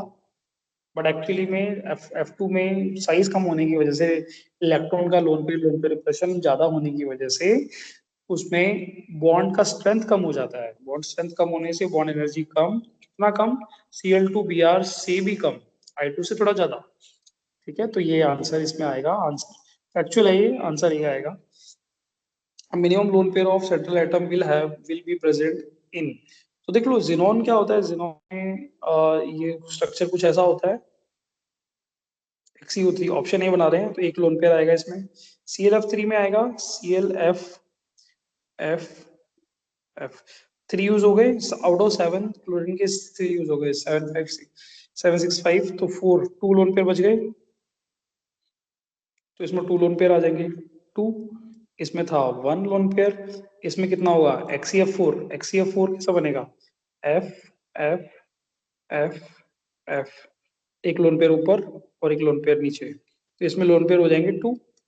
HOCl में बनेगा OHCl, एक लोन पेयर दूसरा लोन पेयर, तो इसमें हो जाएंगे टोटल 2 लोन पेयर। सबसे कम मिनिमम लोन पेयर पूछा है, मिनिमम लोन पेयर के लिए आंसर आएगा A. Reduction potential of ion are given below. अब देखो रिडक्शन पोटेंशियल गिवन है हमें, अभी इस आयन के रिडक्शन पोटेंशियल। अब आपको ये पता होगा रिडक्शन पोटेंशियल जिसका ज्यादा होता है मतलब वो अपने आप को रिड्यूस करने का उसका नेचर ज्यादा होता है। समझ में आ रहा है? जैसे कॉपर का रिडक्शन पोटेंशियल बहुत ज्यादा होता है, इसीलिए कॉपर का नेचर अपने आप को रिड्यूस करने का ज्यादा होता है। कॉपर, सिल्वर, है ना, गोल्ड, मर्क्यूरी, ये सब मेटल जो हाइड्रोजन के नीचे आते हैं उनका रिडक्शन पोटेंशियल काफी हाई होता है। तो पॉइंट क्या है, जिसका रिडक्शन पोटेंशियल ज्यादा होगा वो अपने आप को रिड्यूस ज्यादा करेगा और दूसरे को, अदर स्पीसी को ऑक्सीडाइज ज्यादा करेगा। तो मतलब बेस्ट ऑक्सीडाइजिंग एजेंट कौन होगा, जिसका रिडक्शन पोटेंशियल ज्यादा होगा। ठीक है, तो जिसका रिडक्शन पोटेंशियल ज्यादा है उसका ऑक्सीडाइजिंग बिहेवियर ज्यादा होगा। ठीक है, तो रिडक्शन पोटेंशियल ज्यादा किसका है, BrO4 माइनस का। ठीक है, और उससे कम किसका है, IO4 माइनस। तो ऑप्शन कौन सा होगा, बी। जिसका रिडक्शन पोटेंशियल ज्यादा वो खुद को रिड्यूस ज्यादा करेगा, दूसरे को ऑक्सीडाइज ज्यादा करेगा। करेक्ट। चलो, तो ऑप्शन इसमें आ जाएगा हमारा बी ओनली। क्वेश्चन नंबर 38 में देख लेते हैं, dipole moment of NH3 is less than dipole moment of NCl3। तो कंपेयर कर लेते हैं दोनों को। ठीक है, चलो इसमें पहले देखते हैं NH3, NH okay, NCl3 Cl। चलो अब इसमें डाइपोल मोमेंट का डायरेक्शन देख लेते हैं। तो लोन पेयर जिस डायरेक्शन में होता है डाइपोल मोमेंट उधर ही लगता है उसका। ओके, अब नाइट्रोजन और हाइड्रोजन में देखेंगे तो इलेक्ट्रोनेगेटिविटी, नाइट्रोजन और हाइड्रोजन में इलेक्ट्रोनेगेटिविटी नाइट्रोजन की ज्यादा है, तो इस पर plus minus plus minus plus minus. तो डाइपोल मोमेंट का प्लस से माइनस के डायरेक्शन में होता है, इसका डाइपोल मोमेंट होगा ऊपर, इसका ऊपर, तो ये सारे डाइपोल मोमेंट आपस में ऐड हो रहे हैं, ऐड हो रहे हैं। ठीक है, ओके, अब NCl3 में देखते हैं। अब नाइट्रोजन का जो इलेक्ट्रोनेगेटिविटी है, तो मैं लिख देता हूँ इसको once again, electronegativity of nitrogen is 3, electronegativity of chlorine is almost 3.2 something। तो electronegativity of nitrogen and chlorine are almost similar. तो नाइट्रोजन और क्लोरीन की इलेक्ट्रोनेगेटिविटी अगर सेम है, ऑलमोस्ट सेम है, तो यहाँ पर कुछ पोलैरिटी होगी क्या, इस तरफ या फिर इस तरफ होगी, तो आंसर है नो। तो जो NCl जो बॉन्ड है, ये वाला बॉन्ड मोस्टली क्या होगा, नॉन पोलर, इसमें पोलैरिटी होगी नहीं, तो डाइपोल मोमेंट आएगा नहीं। तो हम बोल सकते हैं overall NCl bond is non polar. तो इसमें जो NCl मॉलिक्यूल में जो पोलैरिटी होगी वो only due to lone pair होगी। ठीक है, NH3 में जो डाइपोल मोमेंट आएगा उसमें जो डाइपोल मोमेंट होगा वो एक तो लोन पेयर की वजह से भी होगा, उसमें ये वाला इसका एक कंपोनेंट ऐड कर देंगे, ये वाला कंपोनेंट भी और ये वाला कंपोनेंट, तो सब ऐड हो रहे हैं। तो NH3 में डाइपोल मोमेंट का वैल्यू ज्यादा आएगा क्योंकि इसमें एडिशन हो रहा है। इसमें सिर्फ एक ही फैक्टर है, जो NCl3 में सिर्फ एक ही फैक्टर है डाइपोल मोमेंट को क्या कर रहा है, डाइपोल मोमेंट को प्रोड्यूस कर रहा है या फिर जो ऐड हो रहा है, सिर्फ वही है। ठीक है, तो इसीलिए dipole moment of NH3 is greater higher than dipole moment of NCl3। ठीक है, तो आंसर होगा हमारा B only. Moderate electrical conductivity shown by, तो बेटा इसका आंसर है ग्रेफाइट, सिलिका, डायमंड, कुछ भी जिनॉन कुछ भी नहीं करता, और सिर्फ एक, हाँ सॉरी, ग्रेफाइट करता है। ग्रेफाइट में अनपेड इलेक्ट्रॉन होता है, ग्रेफाइट की जो लेयर स्ट्रक्चर होती है कुछ ऐसी, एक सेकेंड इसको मैं थोड़ा क्लियर बना देता हूँ। कुछ ऐसी लेयर स्ट्रक्चर होती है, आपको ध्यान होगा। तो यहाँ पर ईच कार्बन जो कि sp2 हाइब्रिडाइजेशन में होता है ग्रेफाइट में, तो इस कार्बन का देखोगे अगर आप, इस कार्बन, दिस इज sp2, इस कार्बन की 3 वैलेंसी सेटिस्फाइड है, 1 2 3, तो एक इलेक्ट्रॉन बच गया। तो अब ये इलेक्ट्रॉन तो जो होता है जो ग्रेफाइट में रिस्पॉन्सिबल होता है इलेक्ट्रिसिटी के लिए क्वेश्चन नंबर 40, लास्ट क्वेश्चन। इसमें है the correct order of melting point of hydride. अब मेल्टिंग पॉइंट ऑफ हाइड्राइड, अब बात करें अगर हम मेल्टिंग पॉइंट की, तो यहाँ पर melting point directly proportional to van double force intermolecular, पूरा लिख देता हूं मैं, इंटरमोलिकुलर वंडर वाल फोर्स, और van der Waals force directly proportional to mass. तो जिसका मास ज्यादा होगा उसका वंडरवाल फोर्स, उस पर वंडरवाल फोर्स ज्यादा लगेगा, और उसका मेल्टिंग पॉइंट ज्यादा होगा। तो मेल्टिंग पॉइंट का जो एक्सपेक्टेड ऑर्डर होता है वो होता है सबसे कम, H2O का मास कम है, H2O का वंडरवाल फोर्स कम लगना चाहिए H2O मॉलिक्यूल के बीच में, तो उसका मेल्टिंग पॉइंट भी कम होना चाहिए। तो ओके, H2S का उससे ज्यादा, H2 से H2TE H2PO, तो सबसे H2 वन सेकेंड, वो तो H2PO का मॉलिक्यूलर मास सबसे ज्यादा है, तो वांडावाल फोर्स, इंटरमॉलिक्यूलर वांडावाल फोर्स ज्यादा लगेगा, और इसका मेल्टिंग पॉइंट सबसे ज्यादा होना चाहिए, होना तो चाहिए। पर अब आपको पता होगा कि सर H2O जो होता है, H2O में लगता है hydrogen bonding, hydrogen bonding van der Waals force से तो स्ट्रांग ही होता है। तो स्ट्रांग इंटरमॉलिक्यूलर हाइड्रोजन बॉन्डिंग होने की वजह से वाटर मॉलिक्यूल का melting and boiling point increase हो जाता है। तो कितना इंक्रीज हो जाता है, तो आंसर है कि सब अपने पीरियड में सबसे ज्यादा हो जाता है, सॉरी अपने पीरियड नहीं, अपने ग्रुप में। तो H2PO से भी ज्यादा हो जाता है, तो due to hydrogen bonding, due to H bonding, due to strong H bonding is which is stronger than simple van der Waals force, H2O melting point is increases। तो सबसे ज्यादा कौन सा ऑप्शन है इसमें, ऐसा कौन सा ऑप्शन है, ऑप्शन ए ओनली। ठीक है, तो क्वेश्चन नंबर 40 में आंसर ए ओनली। तो आई होप आपको सब कुछ क्लियरली समझ में आया होगा। फिर भी किसी को कोई इशू हो तो वो आप अपने जो रिस्पेक्टिव टीचर है आप उनसे भी डिस्कस कर सकते हैं। मैंने पूरा कोशिश की आपको सब चीज इन डेप्थ एक्सप्लेन करने की, but due to time limit बहुत ज्यादा उसको नहीं, हम एक्सप्लेन नहीं कर सकते। ठीक है, आई होप आपको समझ में आया होगा। ठीक है, ठीक है, best of luck, thank you.